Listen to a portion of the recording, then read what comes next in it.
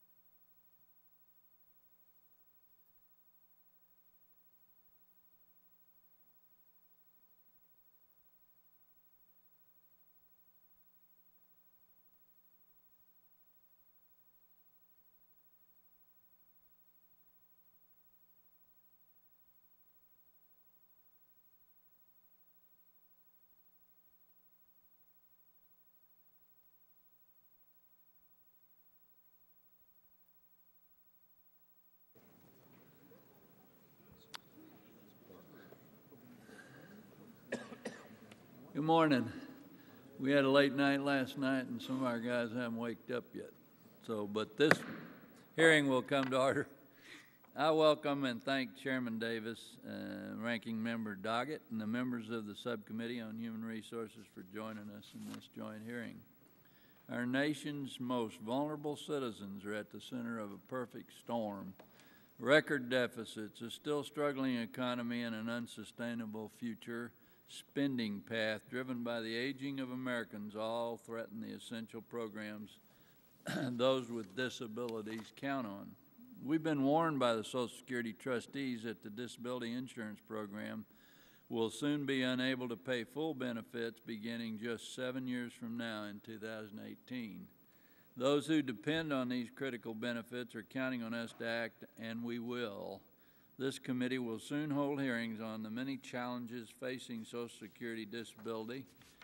Today, we turn to the issue of helping those already receiving benefits who want to work.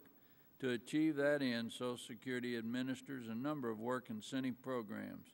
Congress established the current state vocational rehabilitation reimbursement program, that's a mouthful, isn't it, in 1981 to encourage state vocational rehabilitation agencies to provide services that would result in work by disability beneficiaries. Last year, Social Security paid over $100 million for these services. In 1999, Congress passed the Ticket to Work and Work Incentives Improvement Act to make it easier for beneficiaries to return to work. The Ticket program allows beneficiaries to choose a public or private sector service provider known as an employment network to get the training and support they need to find jobs, which in turn leads to the benefit savings because they leave the benefit rolls, theoretically. 2 grant programs were also created as part of the Ticket legislation. One helps beneficiaries understand Social Security's complex rules, and the other assists in the resolution of potential disputes with employers.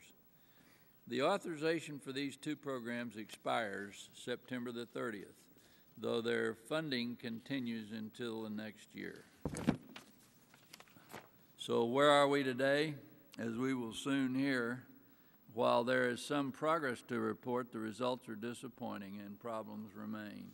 A recent report by the GAO found Social Security's oversight and management of the Ticket to Work program isn't where it needs to be. For example, certain employment networks were telling ticket holders how they could work and keep their full benefits. This is simply unacceptable.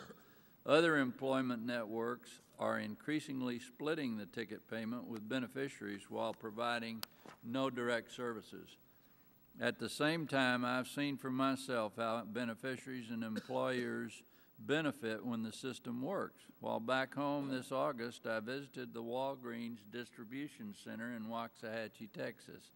There, with the help of the Texas Department of Assistive and Rehabilitation Services, those with disabilities, including former beneficiaries, work side by side with other workers doing the same job for the same pay with the same performance. I look forward to hearing more of their inspiring stories today. Despite these and other work incentives, the fact is less than 0.5% of those receiving disability has left the benefit rolls to work. Now more than ever, how every taxpayer dollar is spent matters. Programs that don't achieve results must be fixed or they must end. The question we must answer today is how work incentives can achieve the results Congress and the taxpayers expect and those with disabilities deserve. I now recognize Mr. Doggett, the ranking member today of the Subcommittee on Social Security, for his opening statement. Well, thank you very much, Chairman Johnson, Chairman Davis, and to all of our witnesses this morning. We look forward to hearing from you. I think we all want a system here where any American who wants to work can work, and recognize that our workforce needs to provide a range of services or functional levels so that we can make reasonable accommodations where necessary to allow those who have limitations and disabilities to participate to the full extent of their disability. We must also recognize that there are some people who have a disabling condition that is so severe that they cannot participate in the workforce. Those who are unable to work must have the guarantee of a safety net that is more net than whole and that helps them live in dignity. As the recent U.S. Census data indicates, we have an increasing number of individuals with disabilities who are poor. Nearly 30% of people who suffer from a disability live in poverty today in the United States. And to some extent, with reference to the Supplemental Social Security or Supplemental Security Income Program, that's because the payment is not overly generous. It's a little less than $500 on the average monthly benefit last year, which would carry you to just a little over half of the poverty measure according to the Congressional Research Service. The majority of those who receive SSI have a disability that is expected to last at least a year or result in death and renders them incapable of performing a substantial level of work. So it's not surprising that those who are on SSI receiving those limited benefits may have difficulty or it may be impossible for them to move back into the workforce. At the same time, when you look at the way the law is written and the way it has been in effect since 1974, when someone who relies on SSI does see improvement in their condition, they want to begin to provide some type of employment service, they face the limitation that after the first $20 of income, their SSI benefit is reduced by $1 for every $2 of earned income, exceeding $65 a month until the benefit level reaches zero. This income disregard used to determine program eligibility and benefit levels, and it has not been replaced since originally set up in 1974. As Chairman Johnson mentioned, we've made some progress through the Ticket to Work Act, but it's important to analyze how that has worked here and what we can do to make it more effective. In my home state of Texas, which I share with Chairman Johnson, one of the organizations working in this area is Disability Rights Texas. They helped a 41-year-old Austinite with spina bifida who receives SSI and has always assumed that he wouldn't be able to work because he was afraid he would lose his benefits. Although he's acknowledged that his disability is very severe and that he has no work experience or training, he nonetheless decided he'd try to work. Disability Rights Texas referred him to rehabilitative services and a customized employment program that ultimately helped him receive a job placement where he's experiencing some success and taking pride in the value of his work. Another example is a gentleman who lives in Maynard, Texas, outside of Austin, who experiences a combination of both physical and mental problems that severely affect him. The administrative law judge who decided his case noted that he was living in a car in the woods and would just sit there most of the day and talk to himself and the animals. By the time he had his disability determination hearing, he had been living in the non-running vehicle for over 4 years and had undergone 5 psychiatric hospitalizations. Now that he receives SSI benefits, he has access to housing and regular medical and psychiatric care, a contrasting set of examples about why we need to continue to strive to improve SSI, but why it will be necessary for some individuals who are not able to become productive members of our workforce. Mr. Chairman, thank you for holding today's hearing, and we look forward to cooperating with you in seeking improvements in the program while maintaining this vital safety net. Thank you. Thank you. I'll now recognize the chairman of the Subcommittee on Human Resources, Chairman Davis, for his opening statement. Thank you, Chairman Johnson. As my colleagues have discussed, today's hearing examines the effectiveness of work incentives administered by the Social Security Administration designed to help people with disabilities go to work. Chairman Johnson and Ranking Member Doggett focused on the effects, especially on individuals who receive disability checks from the Social Security Disability Insurance Program. As Chairman of the Human Resources Subcommittee, I want to discuss the implications for people on the Supplemental Security Income, or SSI, program, which falls under our subcommittee's jurisdiction. This is our first hearing this year specifically on the SSI program, and I can't think of a more appropriate topic than how we help people go back to work and whether those efforts are succeeding. Since SSI first started paying benefits in 1974, this means-tested cash assistance program has always encouraged work and earnings by reducing benefits by only $1 for every $2 in earnings. In other words, SSI, by design, tries to overcome disincentives to work inherent in a benefit program for disabled people with very low income. Even though SSI recipients have less work experience than SSDI recipients, an average of 5% leave the SSI rolls each year due to income from work or other sources. This is at 10 times the rate for SSDI recipients. Still, 5% is a very low rate. The key question we have today are, do current programs and policies actually promote work? And if not, what else should we be doing? Our focus is on working-age disabled individuals, nearly 40% of whom have expressed an interest in working. Disability applicants spend months, and in most cases years, proving they are disabled enough to merit benefit payments. Once they successfully prove they're too disabled to work, we encourage them to try to work with the goal of leaving the benefit rolls again. If it sounds complicated and contradictory, that's because it is. SSA manages a complex system of work incentives that include various exemptions and exceptions and disregards that are both difficult for beneficiaries to understand and for SSA to efficiently administer. This confusing diagram up on the screen in front of you displays just the SSI work incentives, and it says it all. A similarly confusing chart exists for the SSDI program. What this all suggests is we need more balance for the beneficiary when it comes to easing the transition to work while reducing complexity that has become an obstacle to work, and balance for the Social Security Administration in administering complex work incentives efficiently and effectively.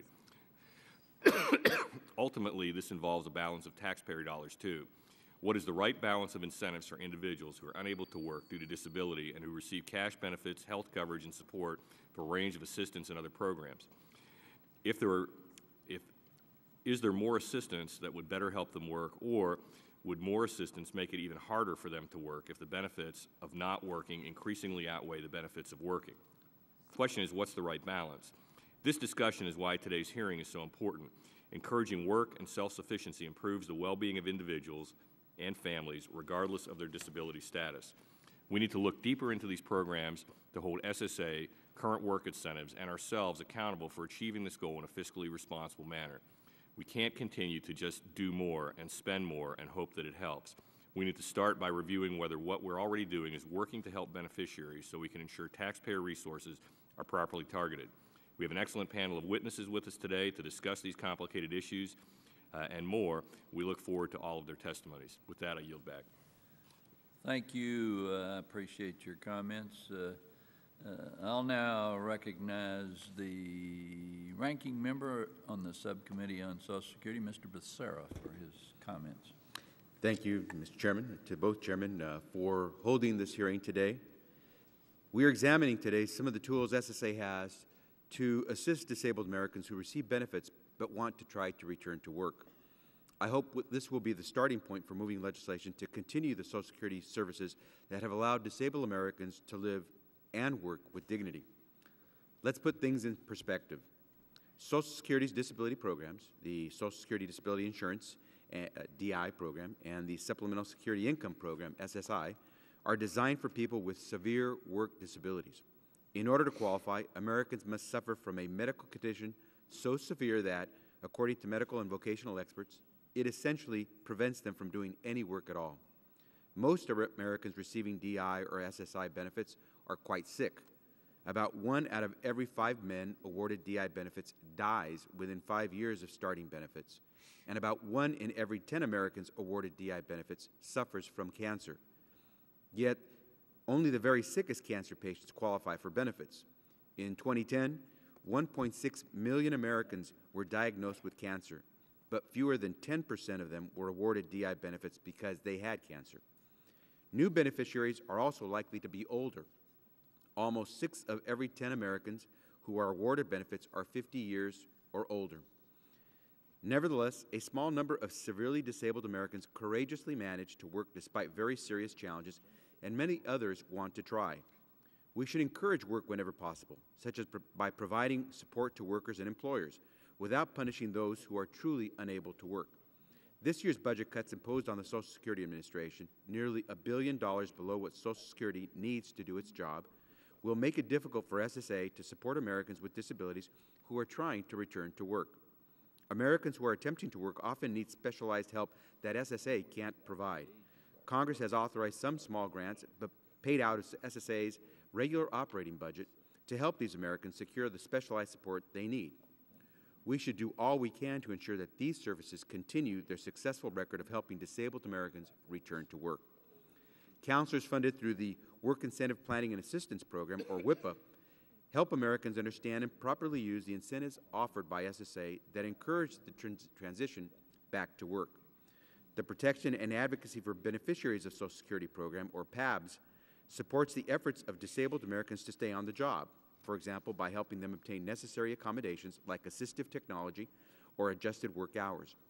Mr. Chairman, I hope that we move quickly to extend and reauthorize these two important programs that result in more disabled Americans working with dignity. At the same time, we must be careful that we do not do anything that puts Americans with severe disabilities and illnesses in danger of losing benefits they paid for with their contributions and tax dollars. Mr. Chairman, I look forward to hearing the witnesses today, and I'm also hoping that at some point we are able to try to move on a bipartisan basis in reauthorizing many of these important programs, making improvements where possible. With that, I yield back the balance of my time. Can only be bipartisan if you stay on the committee. That's a super idea.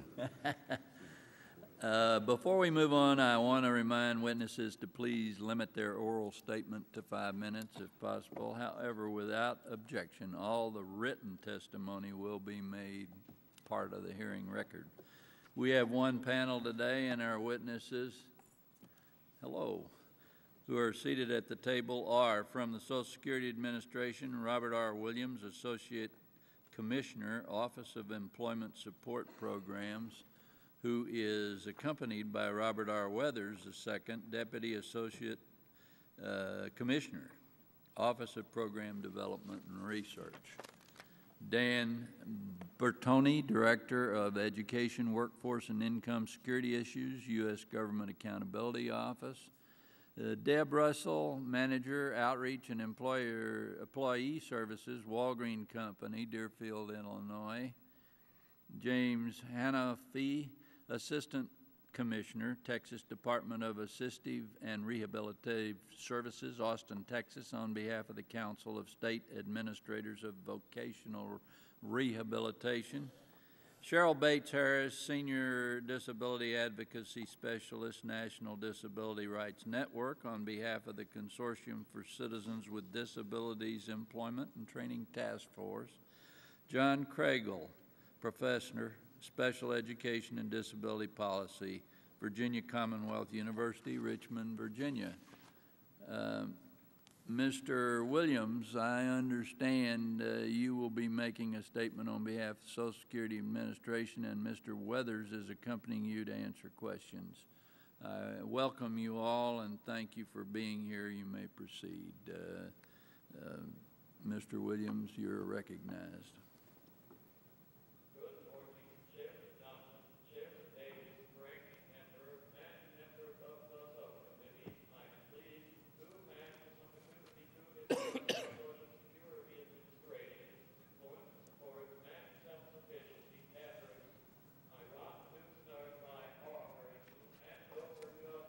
On where we need to take our programs. I took this job a few months ago for two reasons. The first is in my own life and career convinced me that for Americans with significant disabilities and work and become fully self-supporting, if provided the right opportunities and support, and heaven for. Second, at least as what I see, I believe we need to use them to right side our expectations from the digit and our other employment support program.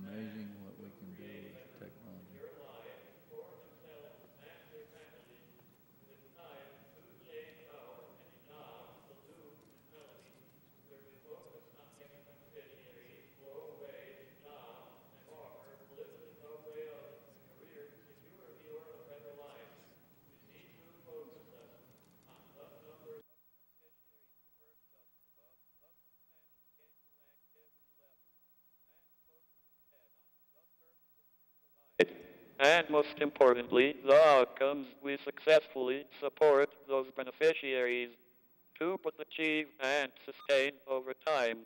If we truly want to produce positive outcomes for the vocational rehabilitation, the ticket and work incentives planning and assistance programs, the best way of doing so is by recognizing, supporting, reinforcing, and yes, rewarding the initiative and hard-won financial independence of these American workers. The ticket program is not where we want it to be or where I believe it can be in the future. Despite an unfavorable job market, though, we are making progress. The ticket regulations we published in 2008 have significantly increased beneficiary and employment network participation in the program. Building on this momentum, we are improving the data we collect on working beneficiaries. This is enabling us to focus on those most likely to use the ticket program and to support more beneficiaries to become and remain self-sufficient. I believe taking these steps will help make work truly work for more Americans with significant disabilities and thus advance the basic aims Congress set when it passed the Ticket to Work and Work Incentives Improvement Act of 1999. As you know, last year the Congress extended funding for the WIPA and PABS programs through the end of this month.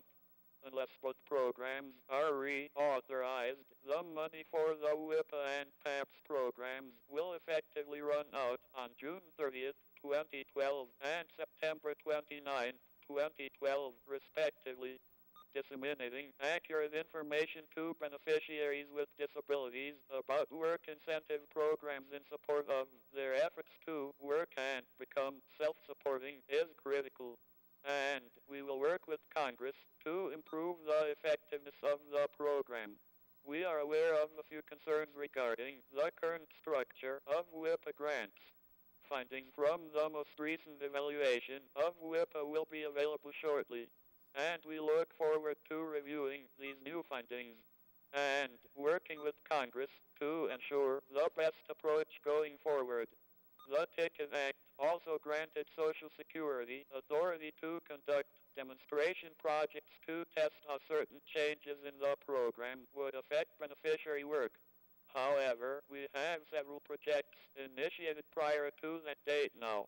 My colleague, Bob Weathers, will answer any questions you may have about these projects. In closing, we are firmly committed to assisting beneficiaries with disabilities who want to work and become self-supporting. To increase our success, we need to refocus our efforts and promote real pathways that more beneficiaries can pursue to gain and sustain financial independence. Thank you for your interest in this matter. I am happy to answer any questions you may have. Thank you. I appreciate your comments. Mr. Bertoni, welcome. Please go ahead. Mr. Chairman, ranking members of the subcommittees, good morning. I'm pleased to discuss work incentives for disability program beneficiaries, and in particular, SSA's Ticket to Work program.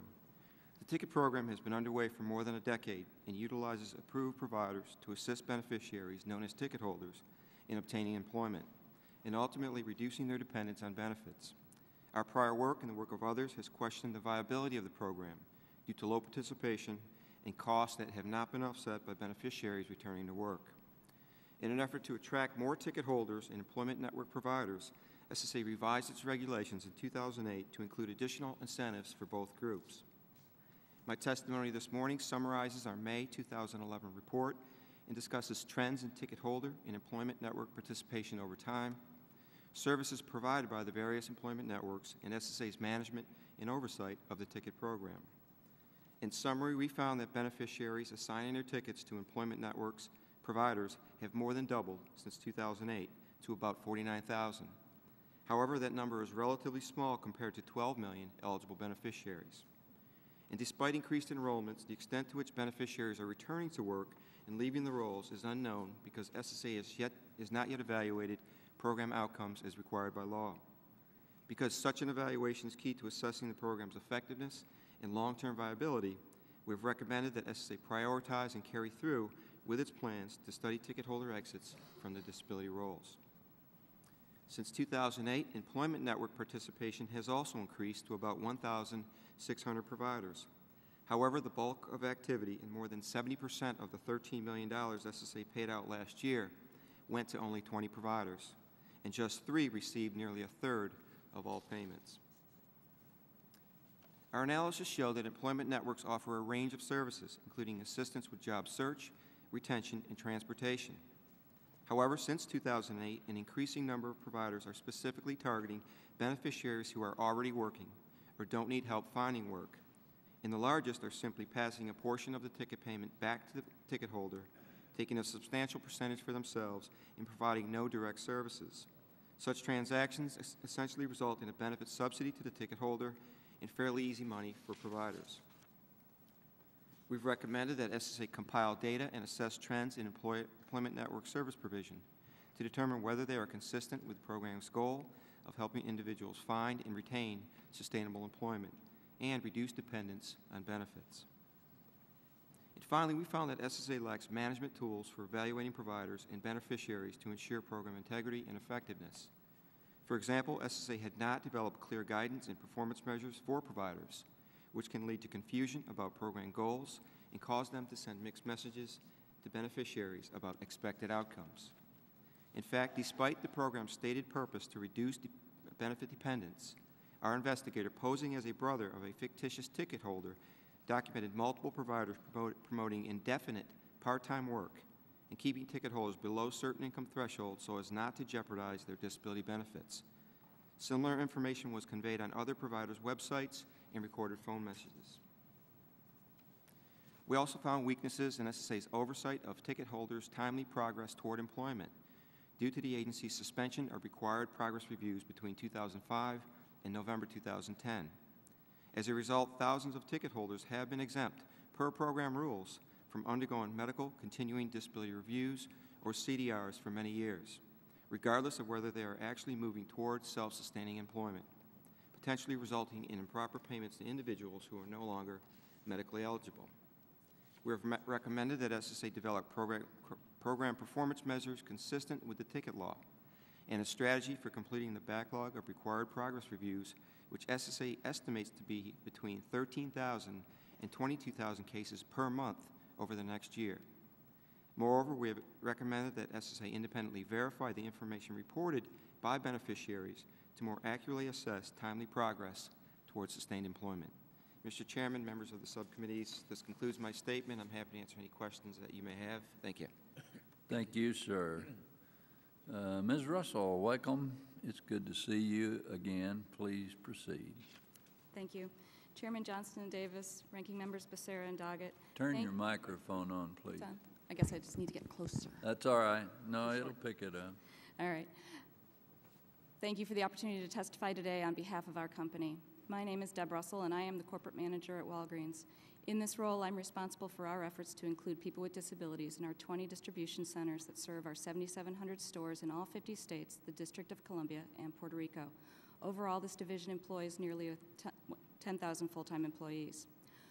Walgreens is committed to offering and enhancing employment opportunities for people with disabilities. I realize that this hearing is dedicated to individuals who are recipients of SSI and SSDI, but it's difficult to speak about employing them without speaking about our overall experience. And to qualify, when we speak of people with disabilities, we are speaking about people who have disclosed their disabilities to us. Walgreens started intentionally recruiting people with disabilities with the opening of our distribution center in Anderson, South Carolina. Since the opening of that facility, we have found that our model works in new as well as older buildings and in our stores. However, the most rewarding demonstration of our success is the high number of companies who have toured our facilities and asked us for assistance in the development of a strategy that will work for them. Companies like Lowe's, Best Buy, AT&T, and Procter & Gamble have dedicated staff and time to learn about our inclusion and then gone back and designed efforts that have brought them great success as well. We teach them about the factors we think made us successful and seem to be universally true, which are that we need partners, education, and high standards. We have learned that we do not need to have all the answers, and in fact, we have found that companies who approach inclusive employment with that requirement seem to struggle to get their initiatives off the ground. We do not pretend to be perfect at this, nor to have all the answers, but we are always happy to share our story in hopes that it will inspire others. Our relationship with Social Security started in 2007. As we discovered our success in Anderson, we looked for ways to ensure we could sustain our efforts. The Ticket to Work seemed like a good fit. The program has offered us a way to access resources that sustain needed accommodations like sign language interpreters. The Ticket to Work's outcome payment method is a good match since we employ everyone in our distribution centers full-time and at a starting pay average of over $12 per hour. We have 3 criteria for participating in this program. We do not want a heavy administrative burden. We do not want to compete with any other EN who could assign an employee's ticket and therefore provide the supports needed. And we do not want to have to manage mass inquiries from ticket holders. We also want to avoid the real or perceived conflict of interest of being an employer, which requires our employees to achieve high standards and receiving reimbursement for each month the employee remains with us. Throughout our experience as an EN, multiple changes to the program and the contract have made it more difficult for us to maintain our status. Each round of changes seems to focus on the services an EN will offer prior to employment, which is not a good fit for us. And the changes usually require more documentation and information that we do not have access to as an employer. During this time, both Maximus and the staff of Social Security Administration's Office of Employment Supports have worked with us to be sure that they have the information needed, but allow us to deliver it in the easiest way possible. We've had 27 tickets assigned during our time as an EN. The most we have had at one point in time is 16, and to date we've collected a little more than $300,000. We now have 7 tickets that have reached maximum reimbursement, meaning they've worked for us long enough to no longer have their ticket of value. We are sure that many more of our employees have had tickets, but for many reasons have not serviced through our ticket activities. In addition to the ticket program, we have interacted with WIPA in Anderson. In Anderson, the benefits person attended multiple new employee benefits sessions to ensure he could provide thorough information to our employees regarding the impact of earnings and employee benefits on their public benefits. In all other buildings, our human resources staff are familiar with where to find their local WIPA contact information if an employee expresses a concern. As we continue to partner with the disability community, we still hear from agencies and parents that loss of benefits is an issue, but we do not hear this from our employees. We have no knowledge of anyone terminating their employment with us due to overpayments or the desire to maintain benefits as an alternative to work. I admit that many of our employees need assistance with wealth management and learning how to manage a life that is no longer deep in poverty, but they are not electing to stay home and collect a small check and stay immersed in this system. As we move our inclusion efforts into our stores, we do anticipate benefits being more of an issue since the nature of the retail industry is lower hourly pay combined with part-time and sometimes irregular schedules. Many of our retail employees will probably straddle employment and benefits, which is why we will not expand our role of an EN for our store employees. However, we will continue to offer information on local WIPA services to hopefully alleviate doubts and issues that come with remaining part of the benefits system while being successful in a job. For many of our employees with disabilities, Walgreens is their first full-time job. We've seen the improvements in their lives as they earn and receive recognition for a job well done and build relationships with other team members. I do not minimize the extraordinary challenges facing people with disabilities who join the workforce, but the toughest challenge of all is when people with disabilities are seen as them and not as us. A job changes that. A job is more than a paycheck, it is a source of dignity. The workplace can be a fulfilling place, a place where people with disabilities transform their lives from the margins to the mainstream. At Walgreens, we feel fortunate to have made the commitment to invest in employing people with disabilities, people who make such an enormous contribution to our company, our customers, and our community. Thank you for the opportunity to tell our stories. I'm happy to answer any questions. Thank you, ma'am. I appreciate that. And thank you for letting us visit your store down there. Mr. Hannafy from the great state of Texas, is your son the one that caused Texas A&M to leave the conference? Excuse me, I didn't want to mention that, but. Welcome. Please go ahead with your testimony. Good morning, Chairman Johnson, Chairman Davis, and ranking members. I'm here representing the Council of State Administrators of Vocational Rehabilitation to discuss Ticket to Work and work incentives designed to help beneficiaries with disabilities return to work. The public vocational rehabilitation system serves over 1 million people with disabilities every year, and in 2010 helped approximately 172,000 people become employed and tax-paying citizens. On average, the typical VR consumer will pay back through those taxes the cost of their VR services in just 2 to 4 years. The VR program has a long-standing partnership with Social Security. Social Security reimburses the VR agencies for the cost of services provided to a beneficiary only after that individual has achieved earnings above substantial gainful activity, which is approximately $1,000 a month for 9 months of any 12-month period. The reimbursements earned from Social Security enable VR agencies to serve more consumers, and in some states serves consumers that are on the waiting list. CSA VR is grateful to Social Security for initiating positive changes in the new Ticket to Work regulations, such as Partnership Plus, that redefines the relationship between SSA beneficiaries who want to work, VR agencies, and ENs. This, in my opinion, creates a five-way win. VR and the EN win because we're able to help a beneficiary go to work in a coordinated way with funding supports. The taxpayers win as people become less reliant on benefits and more self-supporting. The business wins because they're able to hire a qualified applicant who has been screened and will be well supported. And most of all, the beneficiary wins because they're able to go to work in a job that meets their talents, interests, and receive the work supports they may need. VR agencies and ENs are developing innovative arrangements to provide services to meet the needs of beneficiaries. In Texas, the VR program offers incentive payments called employment advancement payments to EN providers for services from the EN if a beneficiary reaches and maintains substantial gainful activity. Partnership Plus also funds ongoing supports for ENs who provide embedded training within Texas VR within our business customers where we do pre-employment training. In Connecticut, Utah, Vermont, Virginia, as well as many other states, VR programs and ENs are working creatively to streamline processes, coordinate services, and leverage funding to increase successes for beneficiaries. These arrangements are as different as the states themselves, which adds to the value of Partnership Plus. In Connecticut, the VR program is also working with Walgreens, who is an EN to meet their business needs. Walgreens built a state-of-the-art distribution center where now currently 45% of the employees are people with disabilities.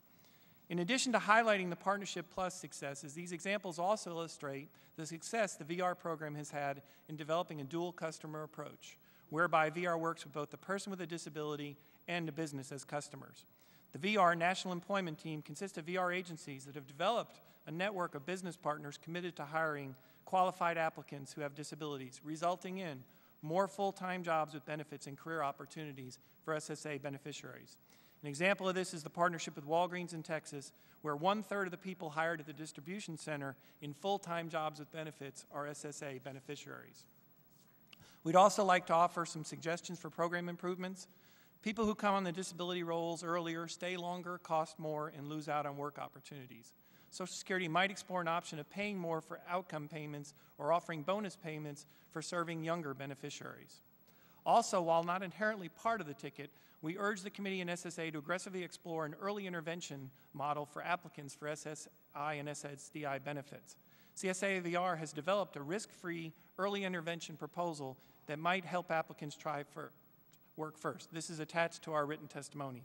This completely voluntary program would not stop the disability application process. However, before eligibility for benefits is determined, an applicant would be provided immediate access to temporary cash assistance, immediate access to health care, and immediate access to vocational services designed to help the person go to work. The proposal would suspend Social Security disability application once employment above SGA is found. However, if employment fails, the work effort would not be considered as evidence against participation, against the participant in their application for disability benefits. We believe a pilot targeted to a select number of states with a sample of applicants would cost little and inform us greatly about potential. Lastly, it's important to keep in mind the effort that to help SSA beneficiaries return to work is more than just a matter of having a ticket. SSA funds the Work Incentive Planning Assistance Project, or WIPAs, and we cannot stress strongly enough how important benefits planning is to helping SSA beneficiaries understand the various work incentives in SSI and SSDI. CSA VR respectfully requests the committee reauthorize the WIPA program in a timely fashion and provide the resources needed to ensure this critical service is available to beneficiaries. The WIPA project is proven as a proven benefit that works and deserves our full support. Again, thank you for the opportunity to testify, and I will answer any questions you have. Thank you, sir. Ms. Bates-Harris, welcome. Please proceed.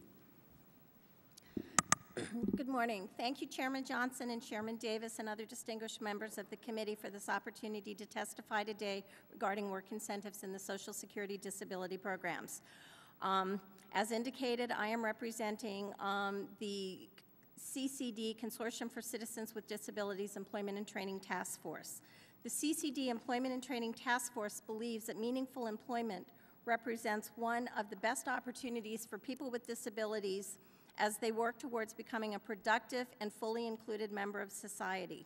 Social Security work programs are among the many critical avenues for Social Security beneficiaries to gain access to employment. We support improvements to the Social Security to make it more effective in serving those it rely on. However, we stand firm in our belief that changes to the Social Security system should not be made in the hothouse environment of deficit reduction. Considerable attention is being given to the plight of long-term unemployed, and it is important the policymakers understand that millions of people with disabilities are disconnected from the workplace and do not fall within the traditional definitions of long-term unemployment. Therefore, these critical services are essential to ensure their participation and return to employment. Employment of individuals with disabilities requires a comprehensive approach that addresses all aspects of the service system to ensure that the vision of integrated, competitive employment is fostered and promoted. Ongoing staff development among system staff and service providers is vital so that they not only embrace the vision but have the technical knowledge to implement it. A holistic approach requires addressing a wide range of other issues: outreach to and engagement with employers, service monitoring and quality assurance, engagement of individuals and families, and the availability of benefits, counseling, and protection and advocacy supports, which will allow community employment, transportation, interagency collaboration, just to name a few. Over the past decade, Congress has focused most of its attention only on the Ticket to Work program. Revised regulations and things have drastically changed the program, so I'm not going to talk so much about the ticket as much as the supports of the two critical programs that are soon to expire. The first is, of course, the protection and advocacy for beneficiaries of Social Security. It is the responsibility of these programs to provide information and advice about obtaining vocational rehabilitation and employment services, information and referral services to beneficiaries on work incentives, advocacy, and most importantly, legal services that a beneficiary needs to secure, maintain, or regain employment, including the investigation and remedy of complaints of employment discrimination and other civil and legal rights violations. Despite the extensive set of duties and growing demand for services, the PABS program has been funded at the same level, and its authorization expires at the end of the fiscal year. The WIPA programs inform beneficiaries and the impact of employment will have on disability income and medical coverage, and addresses many of the fears that individuals have about going to work at the risk of losing health coverage. Authority, again, for these grants will expire. More needs to be done to ensure that individuals and families are aware of the availability of these critical services, and that consistently provides a message that encourages employment in the community rather than simply the preservation of benefits. So we believe that it's really important to address those. Some of the other issues that we also think are critically important to continue are the expanded use of the employment networks, the Medicaid infrastructure grants, the Partnership Plus model. The Social Security Administration's revised ticket regulations improved the overall effectiveness of the program, and it's important that these things continue. The ticket program is poised to benefit from data matching advances, and one area that has slipped due to staffing shortages is the processing of earnings report by beneficiaries. When beneficiaries get overpayment notices, it is shocking to beneficiaries when they receive these notices and assume that the information has been processed properly. The rest of my testimony is written and can be submitted for the record, and I'm happy to answer any questions that you have. Thank you, ma'am. It will be entered in the record. Mr. Kregal, or Dr. Kregal, excuse me, please go ahead. Thank you, Chairman Johnson, Chairman Davis. Thank you very much for this opportunity. I will focus my comments today on the Work Incentive Planning and Assistance, or WIPA program. Individuals with disabilities who receive SSI and SSDI are frequently viewed as unemployable, when in reality millions of beneficiaries have clear goals to work and reduce their reliance on disability benefits. Of the 13 million current SSA beneficiaries, it's estimated that 2.7 million see themselves working in the near future, and an additional 2.6 million have also been employed or looked for work in the past 12 months. These 5.3 million individuals should be the primary focus of SSA's employment and return to work initiatives. So why aren't more people working?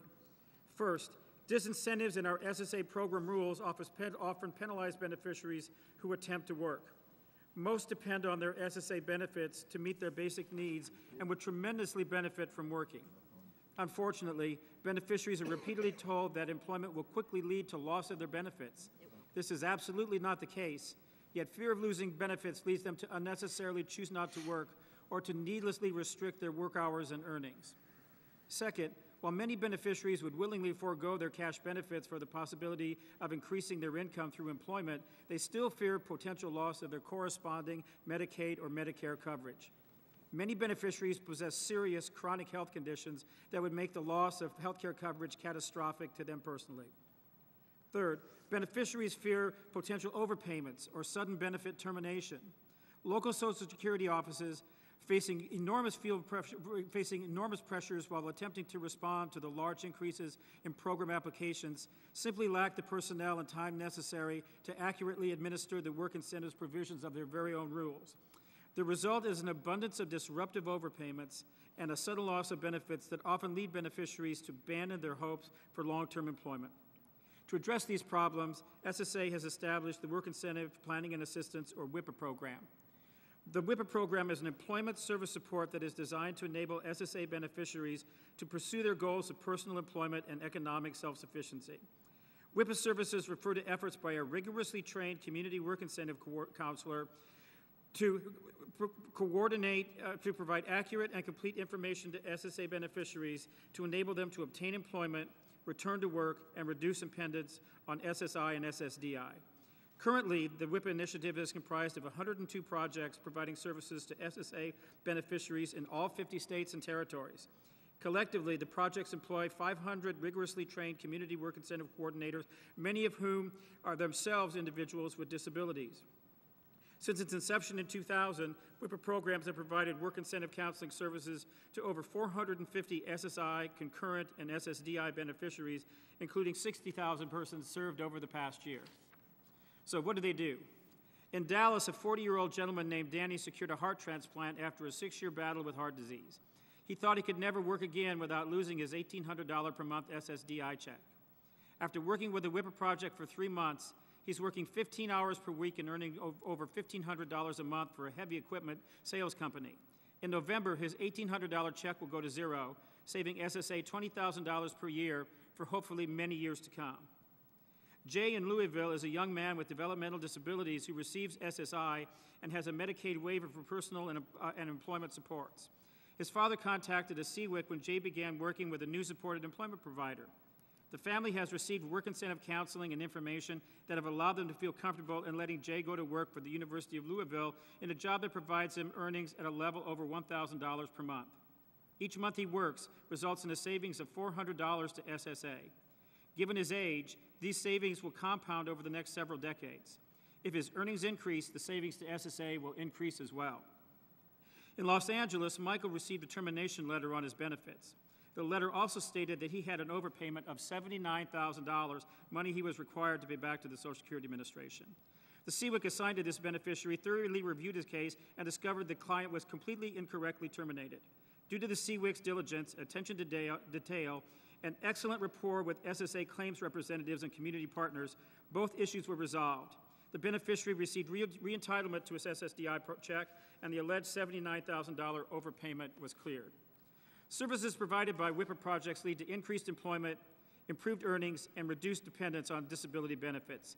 These outcomes lead to significant reductions in the overall amount of general funds and trust fund payments to beneficiaries. These savings are far more than large enough to offset the cost of the program and can be expected to compound steadily over time as individuals leave the disability roles after receiving WIPA services and remain in the workforce for many years to come. Thank you, Mr. Chairman, and I appreciate the opportunity to answer any questions. Thank all of you for your testimony. We'll now turn to questions, and as is customary for each round of questions, I'll limit my time to 5 minutes and ask my colleagues and my companion chairman here to limit your time to 5 minutes as well.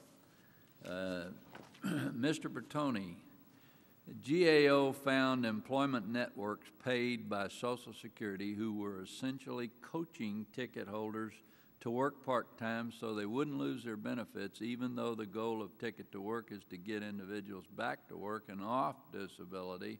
I understand you have taped conversations to prove this.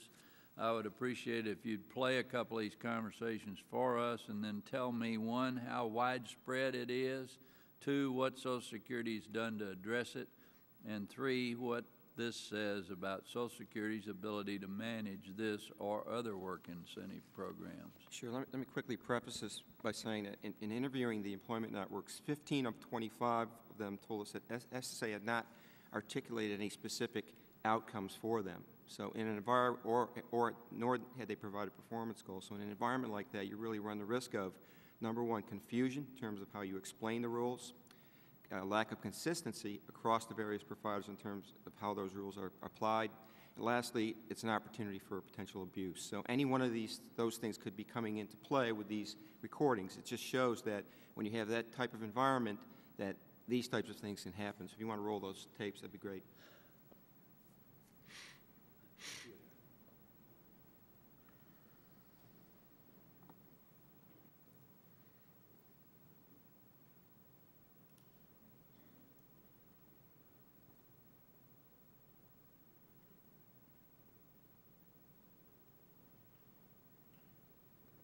Well, this is a government-funded program, so when you come in, you don't have to pay no fee. This is not a temp agency where you have to pay a fee. Okay. So this is a service where it's funded by the government, and it's services of, to the community where they help people with disability find part-time work. Because if you get any full-time work, then, they're going to cut you off. So we're not offering you full-time work. We're helping you find part-time work. Okay. All right. Yeah, because that way he avoids getting his payment cut off. No, that's not going to happen. No. Okay. All right. So if he gets a job and he's working all that, I assume that eventually his benefits will be cut off. No, we're not, because this is a Ticket to Work program. So this is not like a real employment. This is like we said, we deal with people with disability. So we get them part-time work only. That it would supplement, his benefits would be supplemented, but it would not get cut off. Okay. Now, if he's making enough money, or if he's working a full-time job where they're going to, of course, they're going to say, okay, well, you might not need assistance anymore. But if it's, part-time and it's not too much money, and if it's not full-time, then yes, he would qualify. Okay. All right. So as long as he doesn't make too much money, that he won't be cut off. Exactly.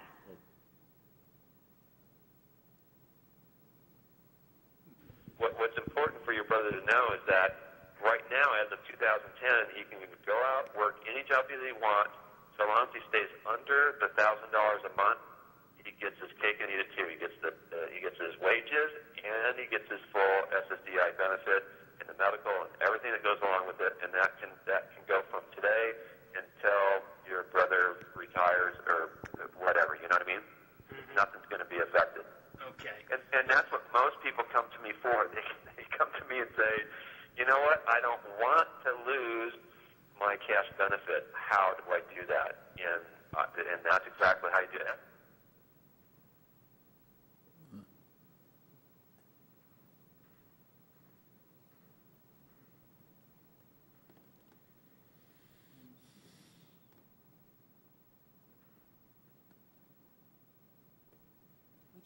Looks like they just went with 2 calls. Okay. Your question was how pervasive. We don't know how pervasive this is. What we did is we followed the money. We went with the top 20 providers, and we talked to an additional 5 providers. And we had 3 lines of questioning. We had lines for shared payment approaches. We had calls for employer-driven approaches. And we had calls for vendors that we didn't know what they were doing. Based on the descriptions of their websites and interviews that we had and documents that we looked at, we really couldn't discern what the services that were being offered. So we felt that we had to call these individuals and sort of get behind that information. And we made 8 calls to different providers. We had multiple no answers, no contacts where we couldn't get through, but 3 of those 8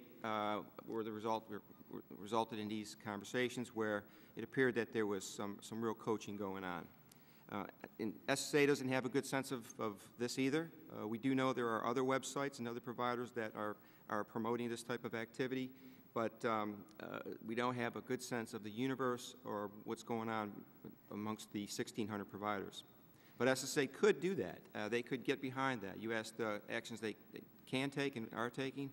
They do a secret shopper program. They have a secret shopper program. You could systematically do exactly what we did, sample or go through the entire range of employment networks, the larger providers, and sort of get a sense of the extent to which this is happening. I think one of the primary things that has to happen here is they really need to establish performance metrics that are designed to move employment networks towards pushing employment that is beyond part-time work. Until you establish that metric and you hold these folks accountable, again, you have opportunity for confusion, inconsistent application, and perhaps abuse. Thank you. My time's expired. I appreciate y'all looking at that. Thank you so much. Mr. Williams wanted to respond. Mr. Williams, do you care to respond? Yeah.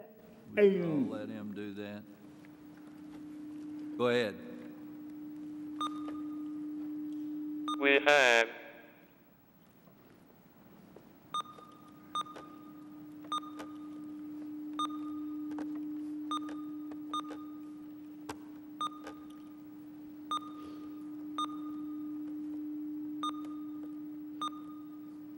established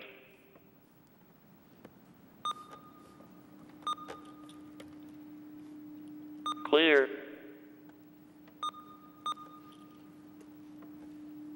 performance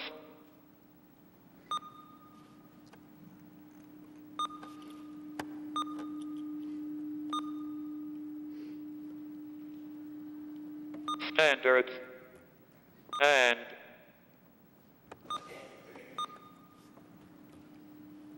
expectations that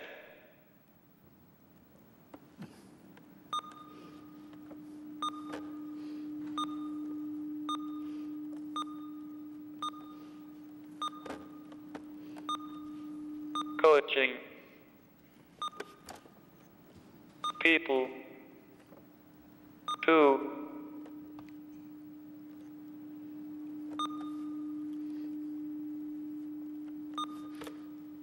limit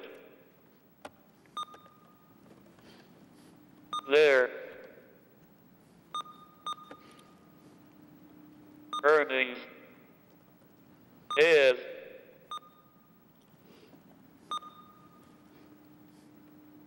completely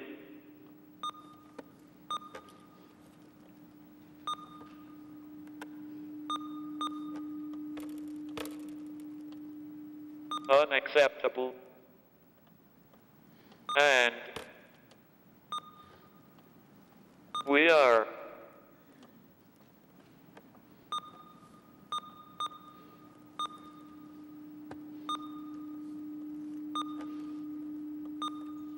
weeding out those that do we have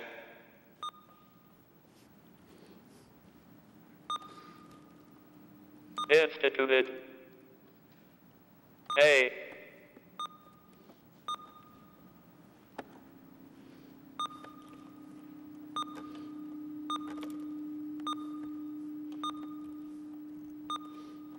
contract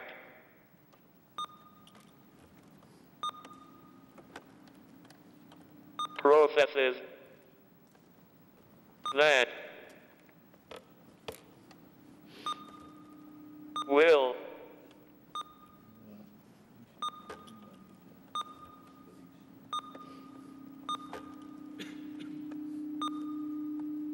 enable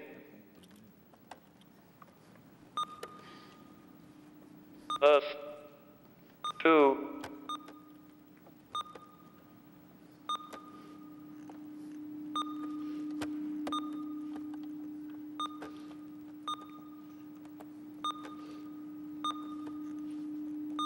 terminate,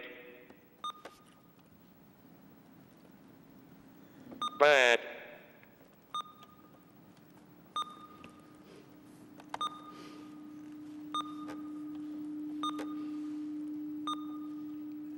actors, and have done so already.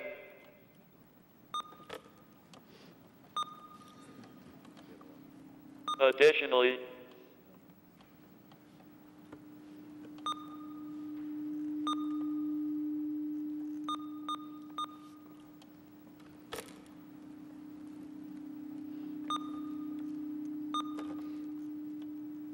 we will submit a response for the record. We have established clear performance standards and expectations that coaching people to limit their earnings is completely unacceptable, and we are weeding out those that do. We have instituted a contract processes that will enable us to terminate bad actors and have done so already. Additionally, we will submit a response for the record. Thank you, sir. Bertoni, are you guys on top of most of the states in the country? In terms of? Looking at this program. The distribution of the 25 providers gave us some good geographic distribution, but I don't know if we covered. We certainly didn't cover every state. Well, no two states are alike, I presume. No, but the rules of the program should be alike, and they should be applied. I agree. Consistently. Okay, thank you for your comments, and I've extended my time. I recognize Chairman Davis, and thank you for having your committee join us up today. It's a privilege, Mr. Chairman. Mr. Bertoni, I'd like to follow on the line of having SSA getting necessary program information. Do we know how much taxpayers have spent on the Ticket to Work program since it started, including amounts paid to employment networks? Sure, I can give you a recent information from about a reporting period, and a little bit before that. When we reported, it was about $34 million in administrative costs and about $13 million paid out in ticket dollars to ticket holders. In 2007, that amount, ticket payments were about $3.8 million. By 2006, they were $5.6 million. I'm sorry, 2008, $5.6 million. By 2009, they were up to $12.6, and partial year 2010 were $13 million. So that's about $41.5 million in ticket payments. Mm-hmm. The issue here, though, we have a real rapid increase in these payments. We see, that's a pretty significant increase post-2008, primarily driven by the rapid increase in beneficiaries from 22,000 to 49,000. So this program has grown, while the numbers are relatively small, has grown quickly in terms of the payments. And when you look at the potential eligible beneficiaries, there's 12 million people out there who have a ticket, who could come forward at some point in the near future. So this program is poised to grow, could be significantly based on the numbers that could take up the tickets. Sounds like a disproportionately high amount of administrative costs for the current payout. Do we know what aspects of the ticket program are working? I think, as SSA and others have said, I think they've done a very good job of increasing the number of employment networks, and are doing a significant job in increasing the number of folks who are taking up tickets and using them. Well, I guess maybe a bigger question is, in my mind, getting people into a program is not necessarily a definition of effectiveness. How would you rate the ticket program as effective? And do you believe that SSA is adequately collecting and analyzing proper information to be able to answer these sorts of questions? To date, no. I think the front part of that is getting folks in the program is important, because you have to work with something. But there is a management aspect to this. And from that standpoint, I think they have not been effective in many ways in terms of vetting and approving the employment networks to ensure they're qualified, in terms of monitoring individual ticket holders, certainly establishing performance measures to hold employment networks accountable, and also to evaluate and reevaluate the program to determine what's working and what isn't. What are the trends in service provisions? What are the outcomes that are coming out of this program? That's what's not happening, and that's what we don't know. That's what SSA doesn't know to date. Dr. Weathers, do you have anything to add? Yes, we do have an independent evaluator, Mathematica. They've been doing an evaluation of the ticket program since its inception. Many of their earlier reports, they've already produced 5 reports, were used in order for us to change the program in 2008 with the new regulations. Since 2008, we have been collecting data on outcomes of ticket beneficiaries. And we just completed a national beneficiary survey.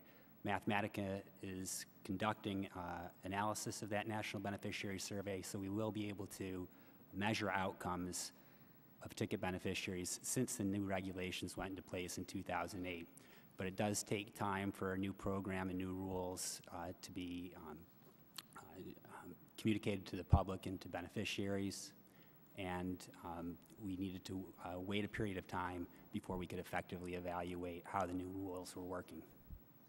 Okay, Dr. Kriegel, as an academic, do you think Mr. Bertoni's findings are acceptable, and what do you recommend we do to hold Ticket to Work and other work incentive programs accountable? I think that it's important to set performance standards for each of these programs. And looking at, for example, at the ticket program, it's key to say, in the absence of this program, would these people still return to work?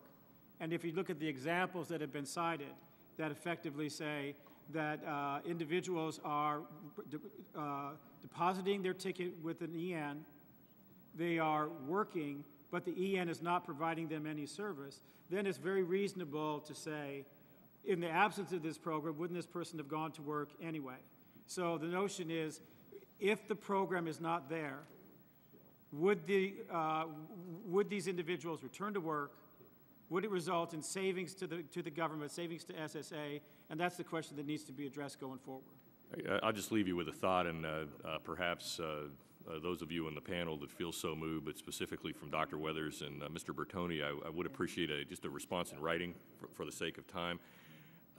It seems that there are compelling disincentives for people to want to go to work, particularly what I've seen in the eastern portion of my district, an outright racket with attorneys who are advertising on the radio for benefits that make outrageous fees, and really want to discourage folks from going back to work and the benefits to that. And I'd be interested, just as an adjunct in this, in order to make Ticket to Work work, what are some things that might be able to be done to curtail that from an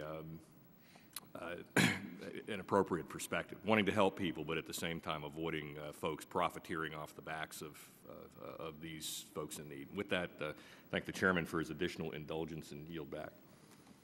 Thank you. Appreciate your comments. Mr. Becerra, you're recognized for 5 minutes. Thank you, Mr. Chairman, and thank you all for your testimony and your work. Mr. Bertoni, I want to focus in on some of the things that you've been saying because you're going to get the most attention here, but I want to see if I can get a hold of a threshold question. We're talking about folks who've qualified for SSI or SSDI benefits. So we're talking about folks who have been proven to have a health condition that's severe enough that they would qualify to receive some form of assistance, disability assistance, right? So there's no one's questioning that the folks that we're talking about are disabled in some form, but are interested in trying to work. Correct. Okay. So having said that, as I listened to those tapes, my sense was that we may have to work on these employment networks. Mr. Bertoni, do you have anything to share with us that showed that beneficiaries were trying to game the system? No, I think our recommendations in my introduction was that it's between the agency and the employment networks, where the guidance needs to be clarified, and these networks need to be educated as to what you can say and what you can't say, and how best to screen and counsel folks to get them back to work. So you're giving us some good guidance on how to zero in to try to make these programs work better, because I don't hear anyone saying here that beneficiaries are trying to game the system, get benefits that they don't deserve, or game the system by saying they're working or working enough and then keep both benefits and salary. No, in fact, if you listen to the tapes, you go to the websites, you listen to, or you read any of SSA's materials that they put out, that's what's said. You can work part-time, it's acceptable, but there is for a period of time in there, of course, but I think these folks are reading it says, I can do this. Okay, and so, I'm going to so now I want to get to a question to you in just a second, but first I want to ask Ms. Russell a question. Chairman and I were just chatting about the work that Walgreens is doing, which seems to be tremendously helpful to a lot of these folks who are receiving these disability benefits but are trying to work. So I want to make sure we don't paint with a broad brush all these employment networks, because there seem to be some that are trying to do this the right way.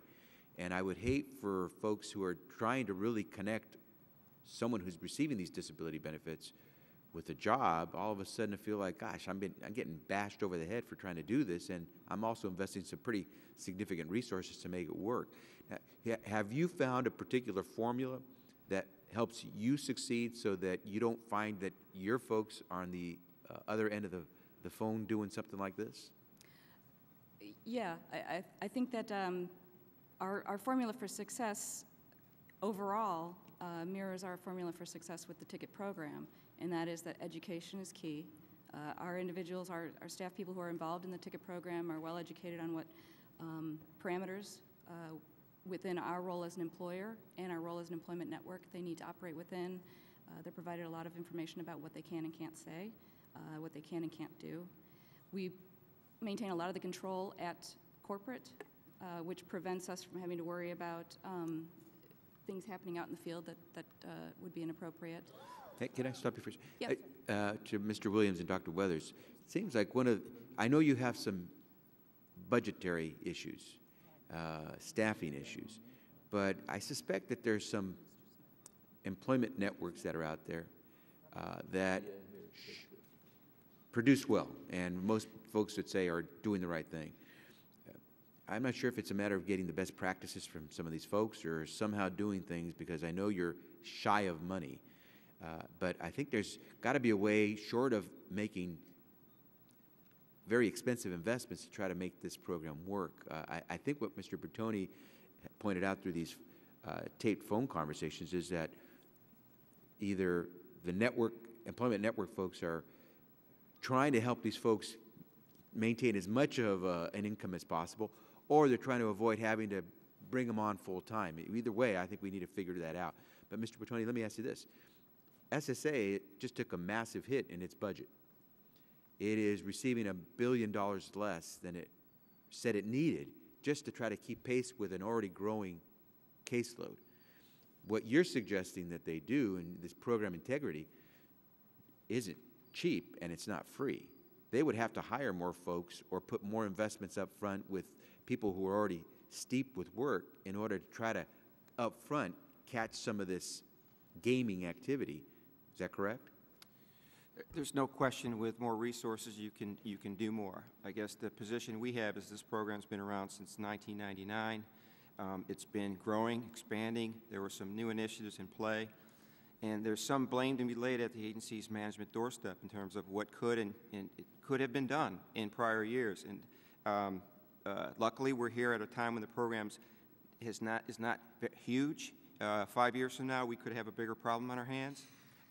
These are issues that need to be addressed. And within the resources they have, I think they can leverage some of that to do better. If they had more resources, could they do more? Absolutely.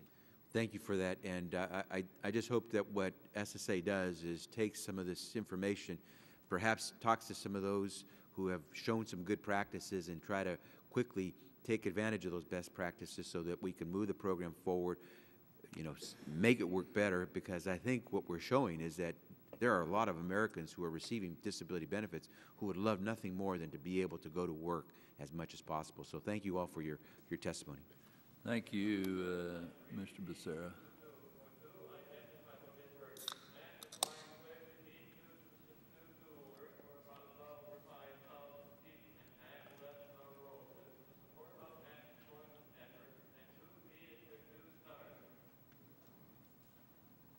I didn't hear that well. I didn't either.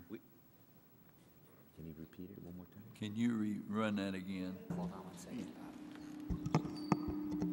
If I might, sir, I agree we need to do more to identify what is working, and the prime way we need to do this is to learn more about the over 5,000 people that have left the rolls with the support of an employment network that to me is where to start. Thank you, sir. Mr. Brady, you're recognized. Thank you, 5 minutes. Mr. Chairman, both of you. Thanks for holding this hearing. Ticket to Work's a great concept, makes great sense, not just for taxpayers, but for those with disabilities that as technology and progress allows them to work back in the workforce, it makes sense. My frustration is that after 15 years, we don't know if this works. You know, Dr. Weathers, simple question.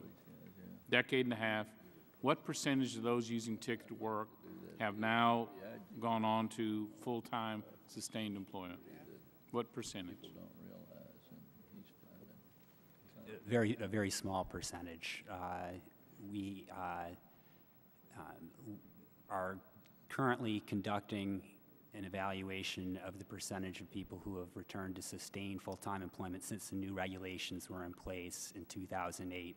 We needed a 3-year period in order to track. Do you have numbers prior to that? Obviously, we do have numbers. Yes, we do have numbers prior to that between 2001 and 2006.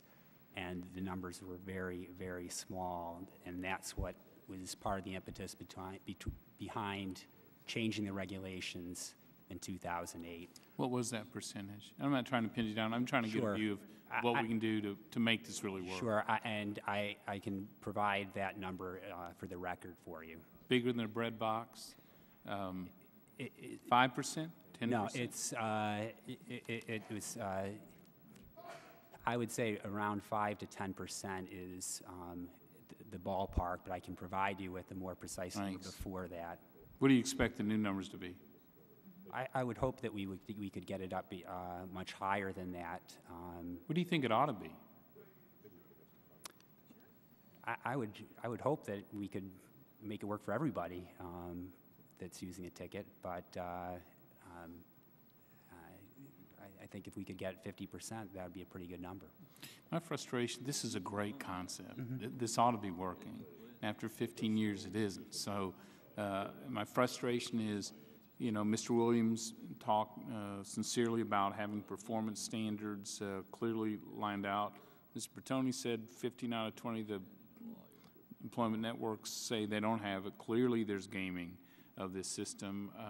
Seems to me we need a fresh start on this program. You know, 5%, 10%, you know, 20% just aren't the numbers I think anyone was hoping for when, in a bipartisan way, we put this program together. Let me ask the panelists, if we could start with the fresh, I don't mean end it, I'm saying if you could start with a blank page, you know, and redesign this, knowing what the technologies are today, knowing what the common disabilities are today, you know, what would you do different? How do we start with a fresh slate and recreate a program that really did help people get back to sustainable work? Any panelists? I would like to say something. As a representative of the National Disability Rights Network, I feel compelled to remind people that people on Social Security benefits are among the most disabled people in this country, and many of them want to return to work. And unfortunately, as my boss would say, discrimination is our business and business is good. And sometimes you can get all the perfect services in place, but discrimination is alive and well and people do not get employed. So I understand. What do you believe is an acceptable rate? What do you think our goal ought to be? 5%? I'd like to answer that directly. The evaluation that Dr. Weathers talks about has identified that currently in this country there are about 2.6 million SSA beneficiaries who indicate that they would like to work and they see themselves working in the foreseeable future. And two, how many, Doctor? 2.6 million would like to go back to work. Would like to go back to work, and who have either worked during the past year or have taken action towards working in the past year, apply for a job, taken a training course, or something like that. What should the number be? Well, the number should first focus on those 2.6 million people, and then we can look at other people whose health conditions may improve, and then we move our services towards those folks as well. Yeah. In terms of starting over with the ticket program, I think that it's important to keep in mind that 12 years have passed, and not only has the situation changed for SSA beneficiaries, but the situation has also changed in terms of how employment services are designed and delivered to people with disabilities generally. And I think that to start all over would be to incorporate some of the cutting-edge best practices that have been described to you by Mr. Hannafy and described to you in terms of the Walgreens operation. These are the kinds of things, employer partnerships, working in collaboration with public and private enterprises. These are the kinds of things that really need to be the redesign, if you will, of the focus of the ticket program. By incorporating the resources out there, we can get a lot farther along in terms of who we are serving. The other thing that needs to be done, as Mr. Hannafy pointed out, was to look at people who have been on the rolls for a very short period of time, and that includes transition-age youth. Returning someone to work who's been on the rolls for 22 years and is now 45 years old is a different thing than someone who is 22 years old, and we don't want to have them locked into lifelong dependency on federal benefits.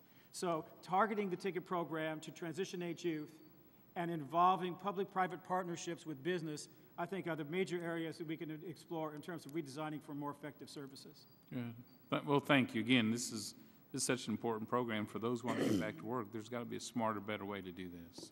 Mr. Chairman, thanks. Thank you. The gentleman's time has expired. Ms. Black, you're recognized for 5 minutes. Thank you, Mr. Chairman, and thank you, panel, for being here today. Mr. Bartoni, I want to go to what we heard on the audio in reference to the misinformation that is being given by those who should know information, the correct information.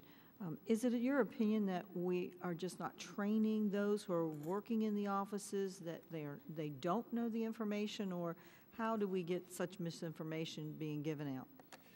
I don't know what the extent of training is. I would defer to SSA on that. I would say that over time and with the changes to the regulations, basically the regulations did a couple key things. Number one, they lowered the bar at which employment networks could be paid. So that made part-time earnings attractive to both ticket holders as well as employment networks. They were trying to entice more individuals on both sides of the equation into the program. Another thing that the regulations did was to make it acceptable for employment networks to directly pay ticket holders from the ticket money.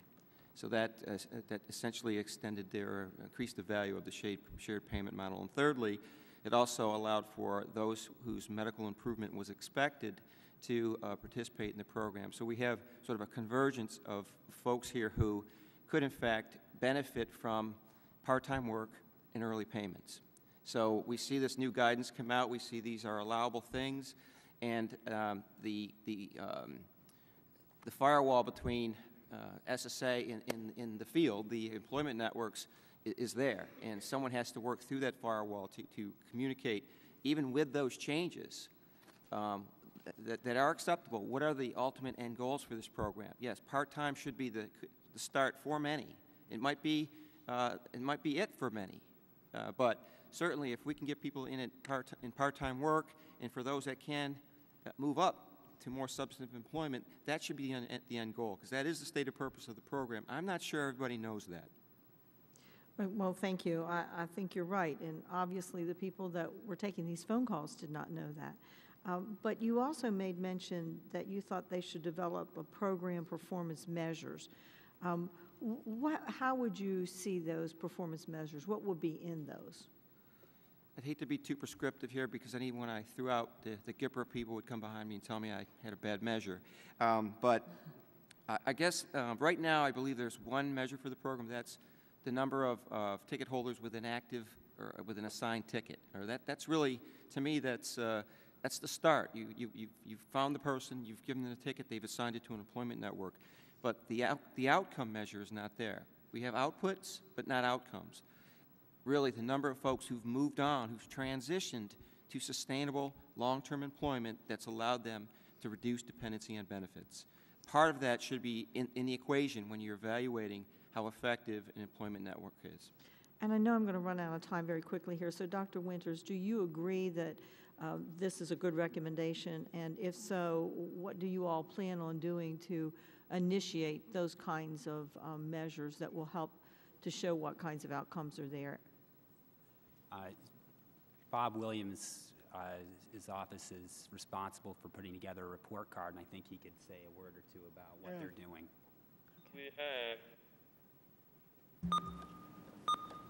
in fact,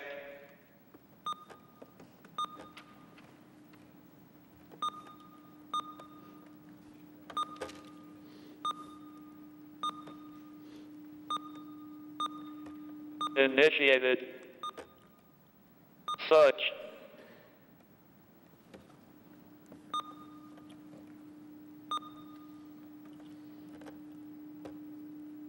benchmarks,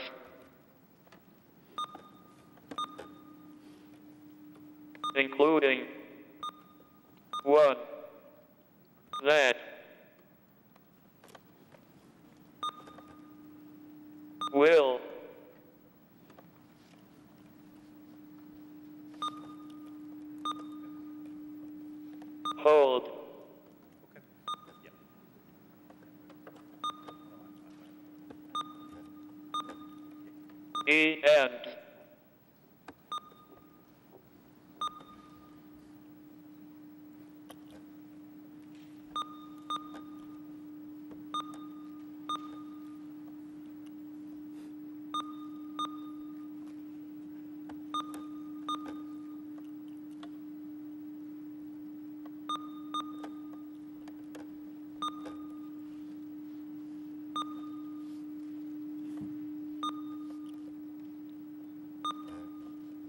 responsible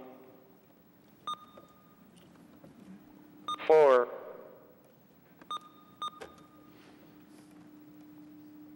moving some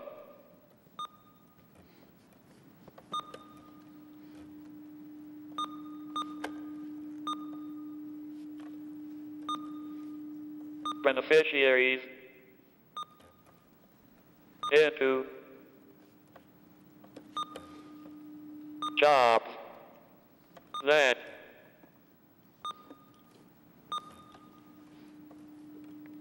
pay at least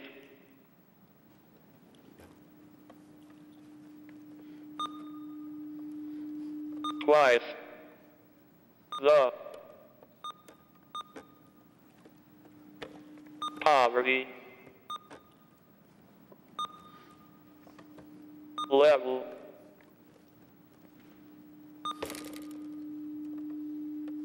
it is not enough to get someone off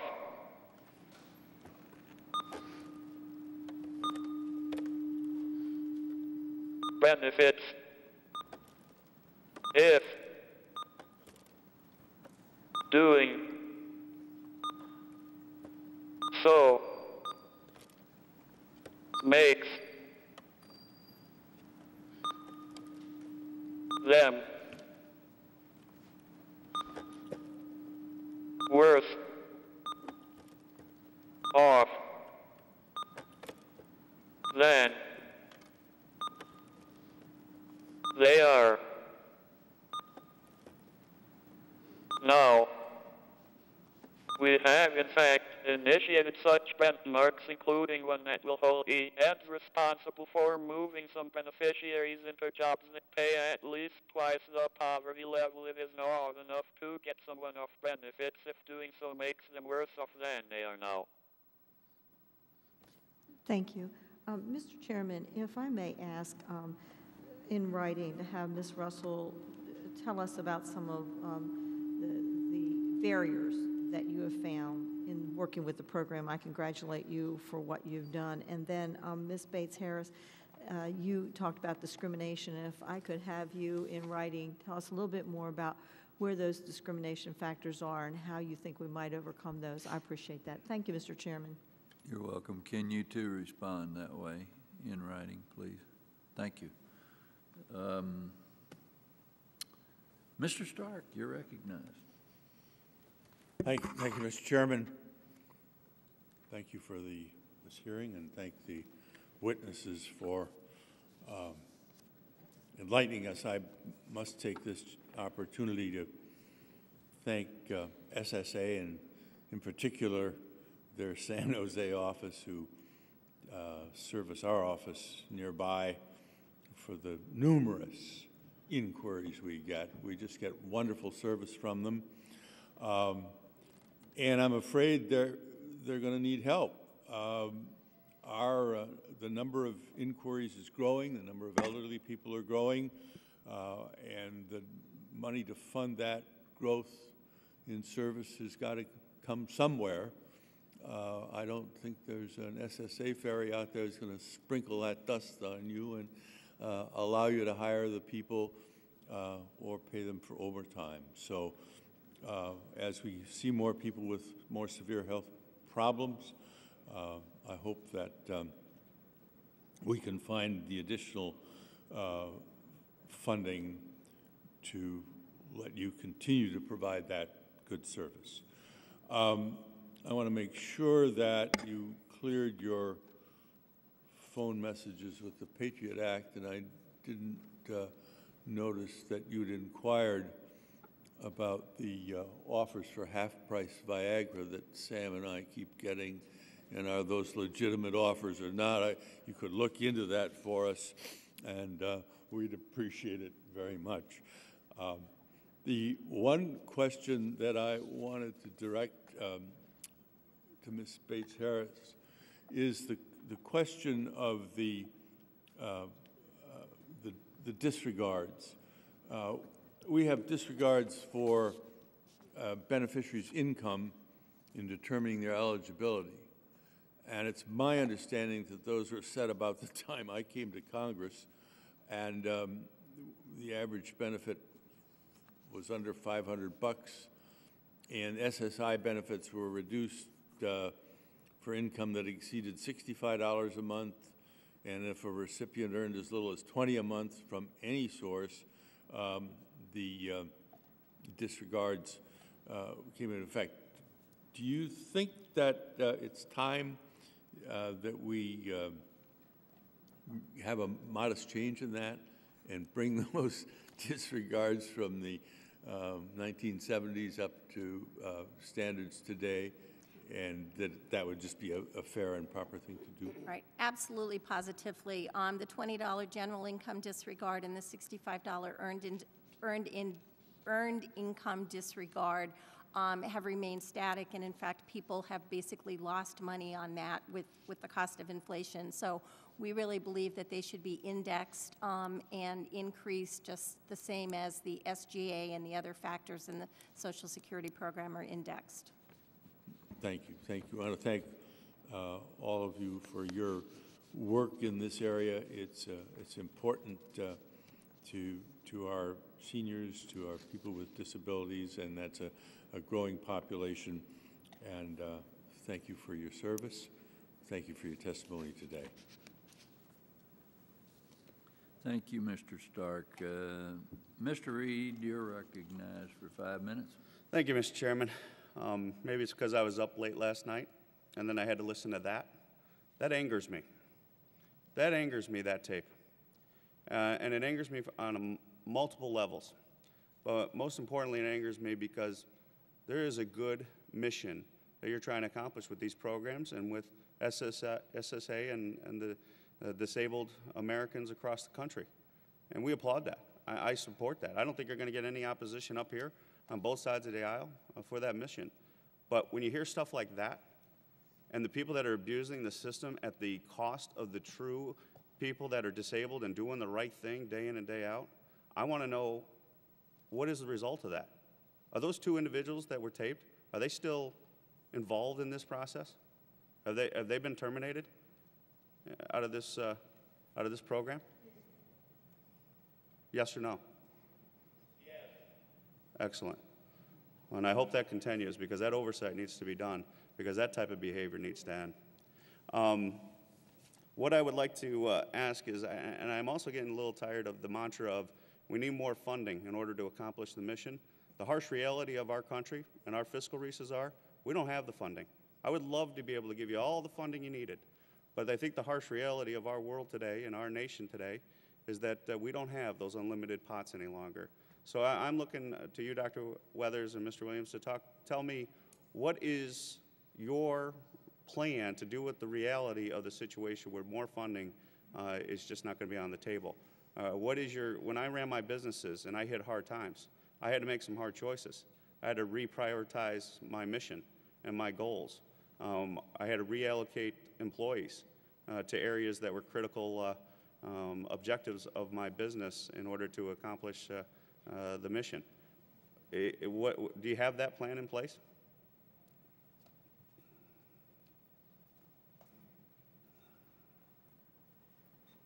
Yeah, we recognize that these are lean times. The Commissioner Astru has said before that we're going to have to make difficult choices about service delivery. Mr. Williams and I aren't involved in our day-to-day operations and budget process, but we'd be happy to submit to the record more information on your question. I'd appreciate that. And also what that new mission plan or that business plan, if you would, for SSA going forward in these the realities of these times would be. And that gets to my last question is, you know, I'm hearing, as I read this testimony, I hear the testimony and look at the evidence, I feel there's a big issue here on duplication of services. And you know, I know there was a hearing here on this subcommittee before, you know, looking at the benefits planning services, there are grants to community organizations, work incentives planning, protection advocacy for beneficiaries of Social Security, the laundry list of programs that are out there. Is that an example of efficiency? Would anyone like to?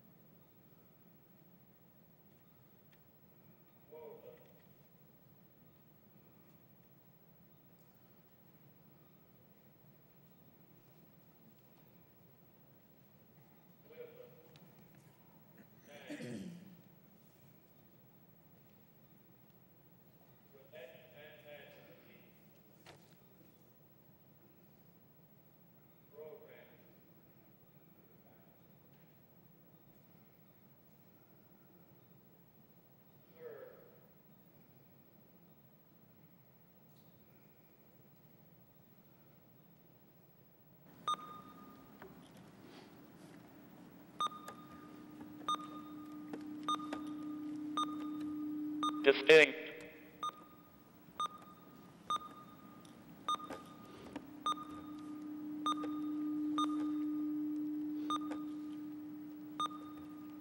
Functions. 1.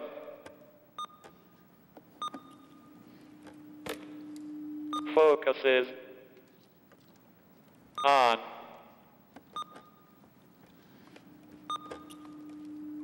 providing information and assistance on using our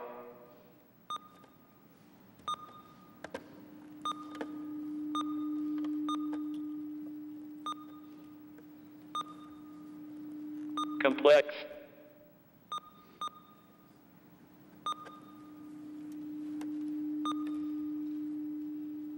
work incentives and the other on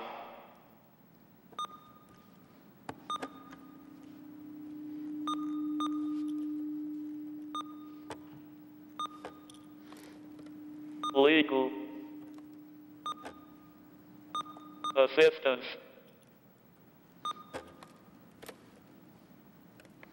whether there are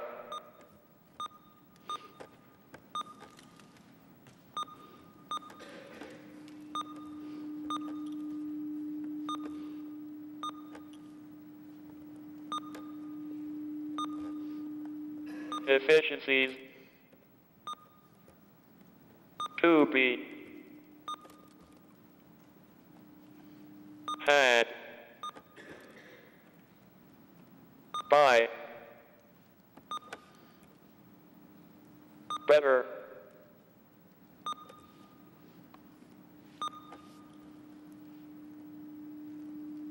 collaboration and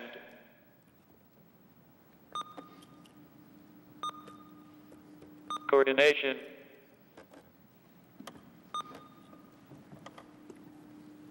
though is an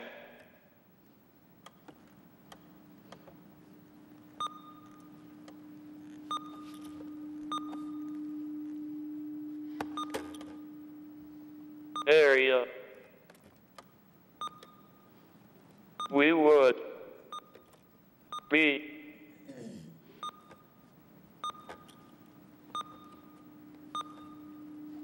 glad to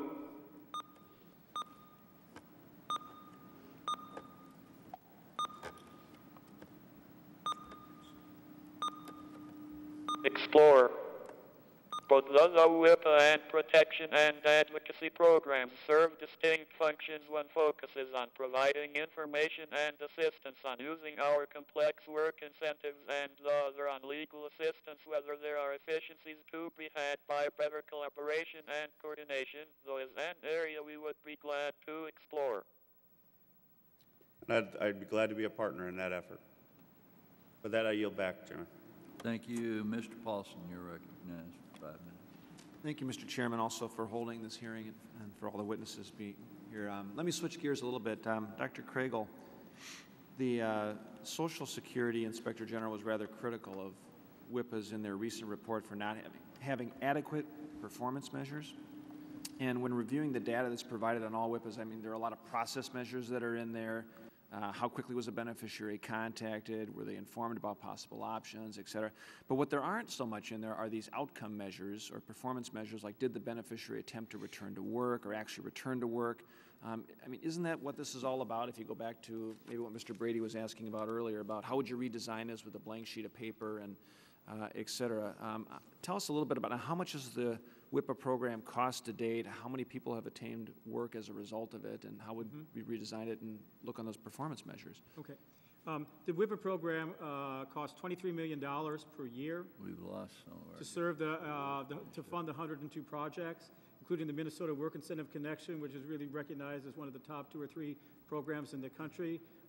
They estimate that they save $1.7 million per year as a result of the $300,000 funding level that they receive to do their ongoing work. But you're absolutely right. Performance measures to date are focused on process. What are we doing? And outcome measures really need to be the focus of what we look at going forward, particularly in light of whether or not this program should be continued for an extended period of time. This would be our individuals working at a level that would result in reduced benefits. We're working at a level that would result in terminated benefits. Are they working at all? Or do they have access to the health insurance so that they continue to meet their complex health care needs? But also there needs to be savings, return on investment from the monies that are invested in the WIPA program or any of the other programs. That would be increasing the number of individuals exiting the rolls, reduction in the cost of disability payments, reduction in the cost of public health care benefits paid for beneficiaries, and reduction in the number and amount of benefit overpayment, something that hasn't been talked about today, but another area where the WIPA program and several of these other programs can make a huge difference, looking at the billion-dollar problem that exists in the area of overpayments today. Yeah. And why are not some of these standard measures when reviewing WIPA in general, for that matter, for any of these work incentives? Right. I think that the focus has been, as these programs have evolved, to look at how effective is the process, with the assumption that the process will lead to the outcomes. But now these are more mature programs. There is information that exists This, for example, that says that the WIPA program will generate a 3-for-1 return on investment if you look at the resources that are devoted to this effort, and there's savings and benefits and that type of thing. But this has only been done in very recent information, very new information, and it really needs to be looked broad scale to make sure that we're not paying for an outcome that might have occurred anyway, given the nature of the situation. So these things are long overdue, and I know that these benchmarks are being established by SSA, and they're looking at that going forward. Yeah, and Dr. Williams or Mr. Williams, maybe can you follow up on that a little bit or add? Yeah. Well, I can follow up. We are going to be releasing a report on the WIPAs, looking at outcomes of the beneficiaries that they serve within the next few weeks. We just received the final report last week, and we're reviewing it, and we're happy to submit it for the record. But I do think that it shows some positive outcomes in terms of employment for beneficiaries who are served by the WIPA organizations.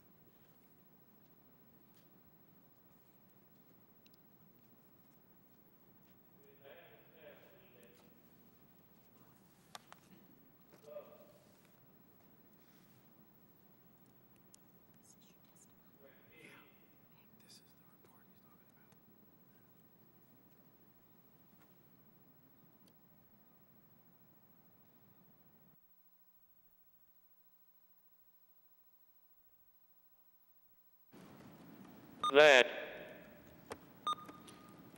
went into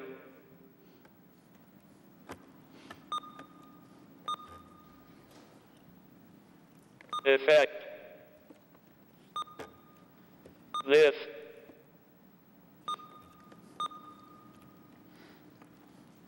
July. Many of the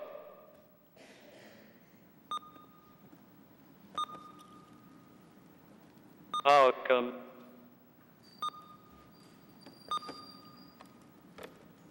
measures that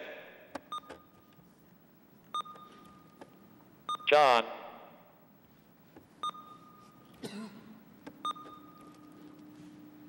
mentioned we are not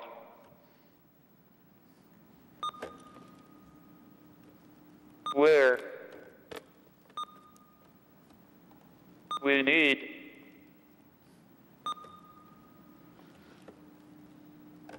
to be, and it is going to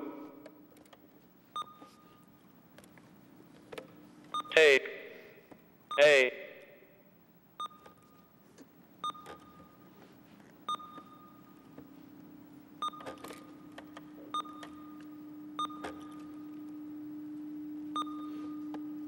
constant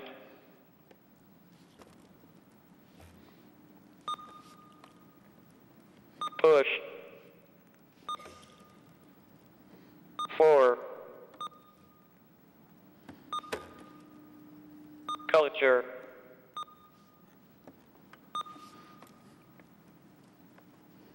change, because and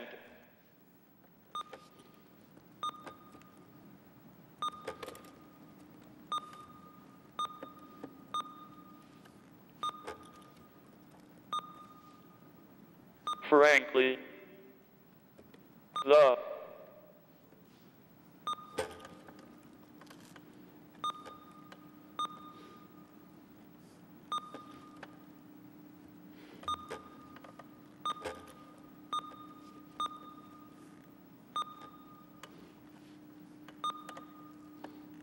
perception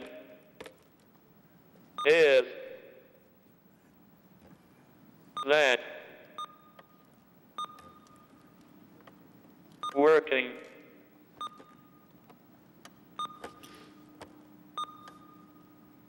full-time and being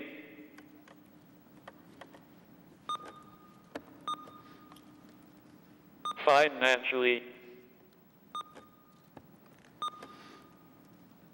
independence can not and does not work for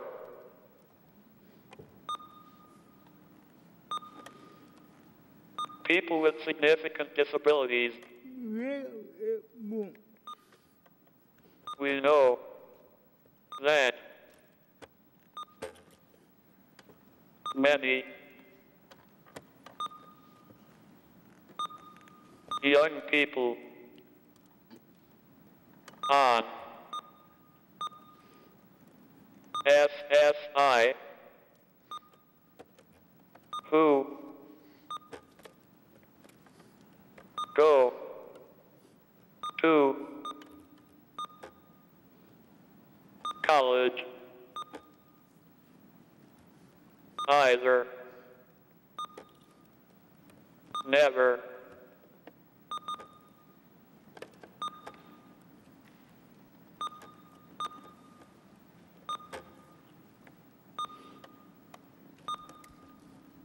finish or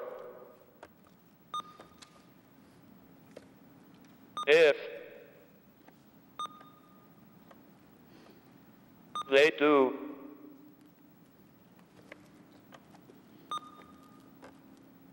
do not go to work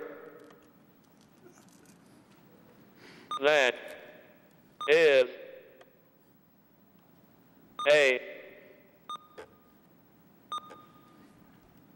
national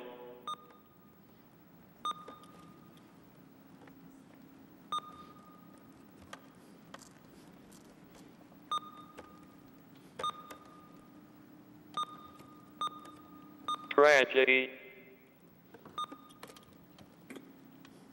but likewise a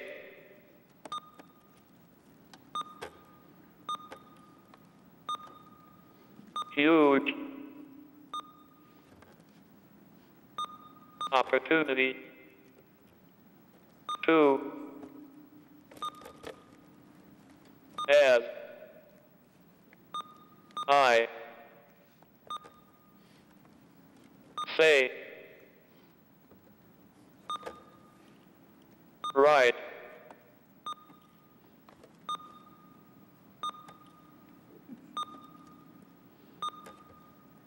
size, what this program is about and what we need to be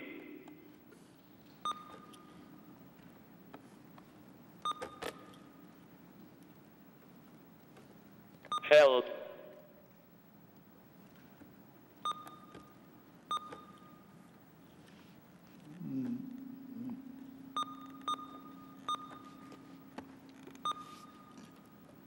accountable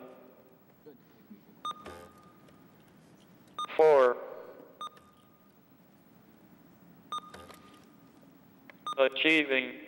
We have established in the grantees contracts that went into effect this July many of the outcome measures that John mentioned. We are not where we need to be, and it is going to take a constant push for culture change because, frankly, the perception is that working full-time and being financially independent can not and does not work for people with significant disabilities. We know that many young people on SSI who go to college either never finish or if they do not go to work. That is a national tragedy, but likewise a huge opportunity to, as I say, right size what this program is about and what we need to be held accountable for achieving.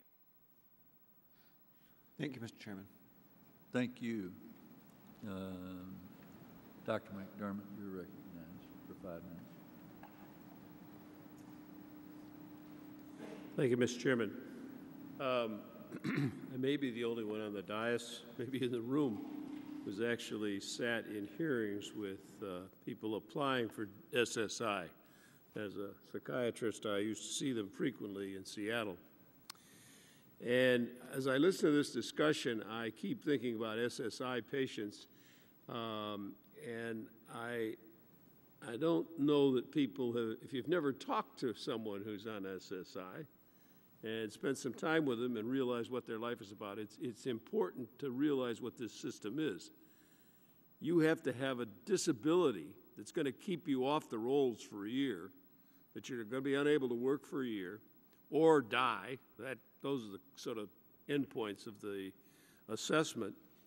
So you don't get on easily. If you get on SSI, it means you have never had any connection to the workforce or any substantial connection to the workforce. So you are really at the bottom of the working population in this country, if you can be considered that at all. Then we designed the program in 1974, and we haven't upgraded it. I mean, tell me nothing's changed in cost since 1984, right? They were given if you get $65 of income from earnings and $20 from any other source, your brother gives you 20 bucks. 85 bucks you now have on top of your $499 on SSI, that's the average. You start to lose $2 for every buck that you earn. Now you tell me what the incentive is to go out for a job and know that for every hour you work, or every 2 hours you work or 3 hours you work, you're going to lose the pay from 2 of those hours. It is a program that is designed poorly and needs to be reformed from the basics of the way it works. And I think that a lot of this performance stuff we're looking for, I mean, I can give you all kinds of cases from Missouri and Illinois and New Mexico, and you know, there are endless problems. And I'd like for Ms. Harris to talk a little bit about what you see out there. Give us a picture so everybody on this committee can understand who these SSI people are as human beings. Well, first of all, they're individuals who are very poor because the program is means tested, so they can basically have no or very, very limited resources.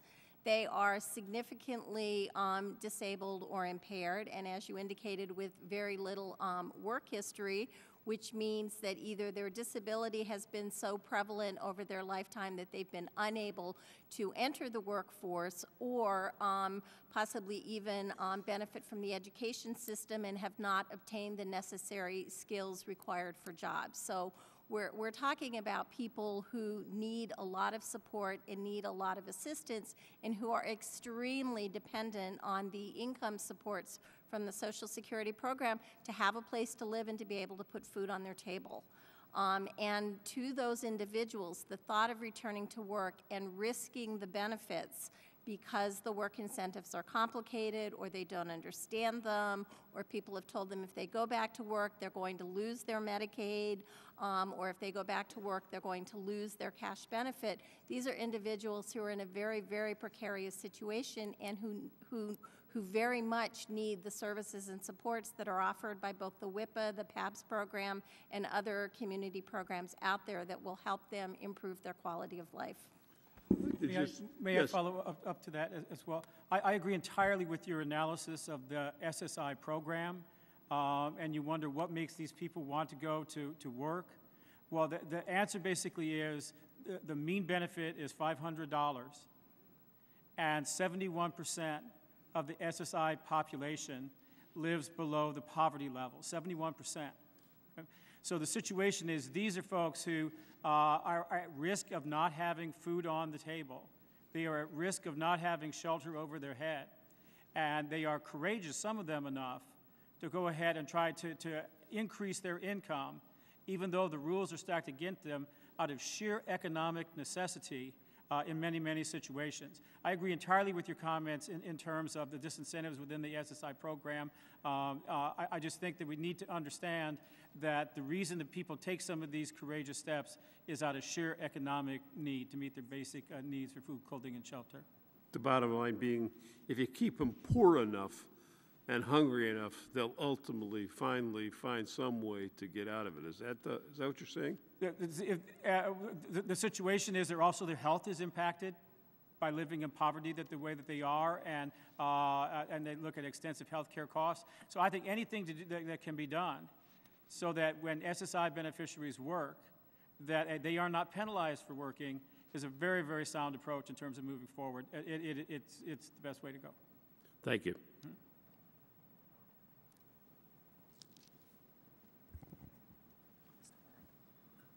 Thank you. Mr. Berg, you're recognized for 5 minutes. Thank you, Mr. Chairman.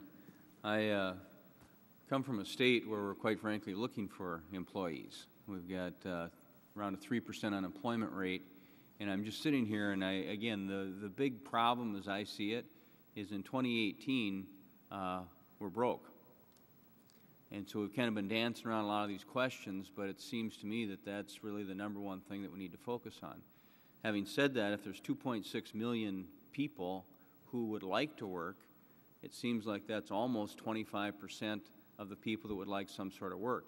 And if in 2018, according to the numbers that were given, we'd only be able to fund 86%. Well, quite frankly, if half the people that wanted to work found work and became self-sufficient from an income standpoint, that would certainly push that 2018 date out. And so I guess, and I appreciate the concern of not wanting people to coach to the program, but quite frankly, I don't think anyone really needs any coaching to look at the program and realize that if you make more than $1,000, you're going to lose all your benefits. It's not that complicated for anyone that's on the program. And so it seems to me that there's really some fundamental flaws in the program that need to, quite frankly, encourage people and partner with people getting on their own rather than creating some sort of barrier when they figure it out. They're making, $2, $3 an hour for the extra work. So, I mean, that's kind of one of the big chunks. We're running out of time here, and it appears to me that obviously what we've heard from the employers, that's one. I mean, there's two ways of doing this from my perspective. We can take from the employers and kind of work an environment where we have work and opportunities, or it seems like we can also just push people from the bottom up. And I'd like to hear from Mr. Hannafy about how can we encourage employers are there barriers there? Are there things that we can do that would encourage employers to say, here's a real opportunity to bring a valuable person into my company long term? Sure, thank you. Essentially, there's 3 parts to that. Number 1 is what we identified earlier, which is the dual customer. In other words, knowing the business and knowing your applicant, the person with the disability. That means understanding what the business needs, but understanding how they operate, how the jobs operate, the work culture. Once you're able to do that, you're able to have a discussion with this business about your ability to bring them a qualified applicant. Study after study shows that the reason why people get hired is because they can do the job. And so this isn't about charity. This is about helping them find an applicant who can do the job. So the key for the providers is to provide the supports and also do the screening and make sure these applicants are qualified. Number 2 is helping a business increase their access to an applicant pool of people with disabilities. The term we prefer to use is multiple portals. We've had examples with Walgreens and several other companies where by providing a little bit more training on the front end or a little better adjustment on the front end, we are able to help, we call it embedded training for lack of a better term, where an applicant with a disability can hear the noise, smell the dust, be a part of the work environment, but learn at a pace to where they'll be able to get up to speed to eventually be hired by that employer. And so different portals of entry. And then the third piece is support. Companies very often are very interested in supporting people with disabilities but don't know how. We hear the term reasonable accommodations. I'd prefer to use the term adjustments, because a reasonable accommodation is nothing more than a common sense adjustment to help somebody go to work. My favorite example is if your job requires you to reach something on the top shelf and you can't get that thing on the top shelf, let's move it down. And it doesn't matter if you're 4 feet 11 or you're in a wheelchair. Let's just move it down and move on. And providing supports about how to help folks with significant disabilities adjust to work tasks. This is where the Partnership Plus model, I think, has been effective in partnering with Social Security in being able to provide some of those longer-term supports. The bottom line is know your business and know your individual with disability. Thank you. Ms. Russell, I'd like to ask you kind of a similar question. If from a business down approach you were going to develop or increase it, are there barriers that are out there, or what changes would you like to see? I think the barrier we experience is trying to locate the talent. And that's, as Mr. Hannafy just described, something that we've been able to find in Texas with their assistance is being able to locate the individuals who have the skills that match what we're requiring. It's unfortunate that we have a lot of situations where a week goes by and I see that we've hired 50 new workers and not one of them is identified as somebody with a disability. It's 50 opportunities that our partners have passed on by being able to help us find the individuals with disabilities who have the skills to do our jobs. So it's all about a talent pool. Mm-hmm. And finding the talent, developing the talent, and then being able to match it to the business's needs. Okay. Thank you. I'll yield back, Mr. Chairman. Thank you. Mr. Crowley, you carried a question? Thank you, Mr. Chairman. You're recognized for 5 minutes. Thank you, sir. Let me thank you and Mr. Davis, Chairman Davis, for holding this hearing today, and I want to thank the witnesses for their testimony. My office frequently hears from our constituency about navigating the Social Security benefits disability system, and quite frankly, it's one of the most frustrating things about our office, I think. I speak for both sides of the aisle in this because the repeated and over a period of time, one of the most time-consuming aspects of the office. Not complaining about that, that's what we do. That's what we're here to help them navigate. But Ms. Bates-Harris, if I could ask you to just comment, obviously not everyone can work. There are some people in this world who by no fault of their own, simply just do not have the wherewithal for various reasons to work. Is that correct? My philosophical, because my original work in this field came from the Rehab Act, and the premise of the Rehab Act is that all individuals, regardless of the significance of disability, are capable of engaging in an employment outcome if they're given the proper services and supports. My gut reaction is to say that everyone can work, but unfortunately all the resources and supports are not in place, so there are individuals who cannot work. And in a perfect world, just clarify this for me. There are some people in this country who do not have the ability to work. Those individuals do exist, is that not correct? Yes, they do. Okay. So in a perfect world, if the Ticket to Work program worked perfectly, there would still be a need for SSI and SSDI benefits. Is that not correct? Absolutely, positively. That's an important point just to note. I appreciate the recording that was played as well, and understanding that could be disturbing, as many things in life are disturbing to all of us, I think. But also, when people ask a question and answering to the best of their ability and following the guidelines of the law, I think that also needs to be taken into consideration, regardless of the characterization of how that question is asked. One of the questions my office often gets from constituents is, can I still work while receiving disability benefits? And Ms. Bates-Harris, in your written testimony, you mentioned the importance of the Work Incentives Planning Assistance Program, which supports benefits counselors in the community to answer just those types of questions. What kind of impact will our constituents see if this program is not reauthorized, particularly once the funding begins to run out? I think that it would have a devastating impact on those people who are motivated and want to return to work, because we would fall back onto the old beliefs that if you go back to work, you're going to immediately lose your benefits, you're going to lose access to your health care, and you're going to lose access to the other supports. I think it's been a very slow process getting the public and people with disabilities to understand that, yes, there is going to be an impact on your benefits, but depending on whether you're getting SSI or SSDI, the impact is not immediate. If people understand what's going to happen and how it's going to happen, then it allows them to plan their lives and plan their return to work and make the adjustments that they need to be successful in it. And without it, people would simply give up and not even try. You mentioned the Affordable Care Act and the opportunities it gives for disabled individuals to receive health care without having to rely upon public assistance. What are some of the beneficial provisions included in this law which would be lost if the law were to be repealed?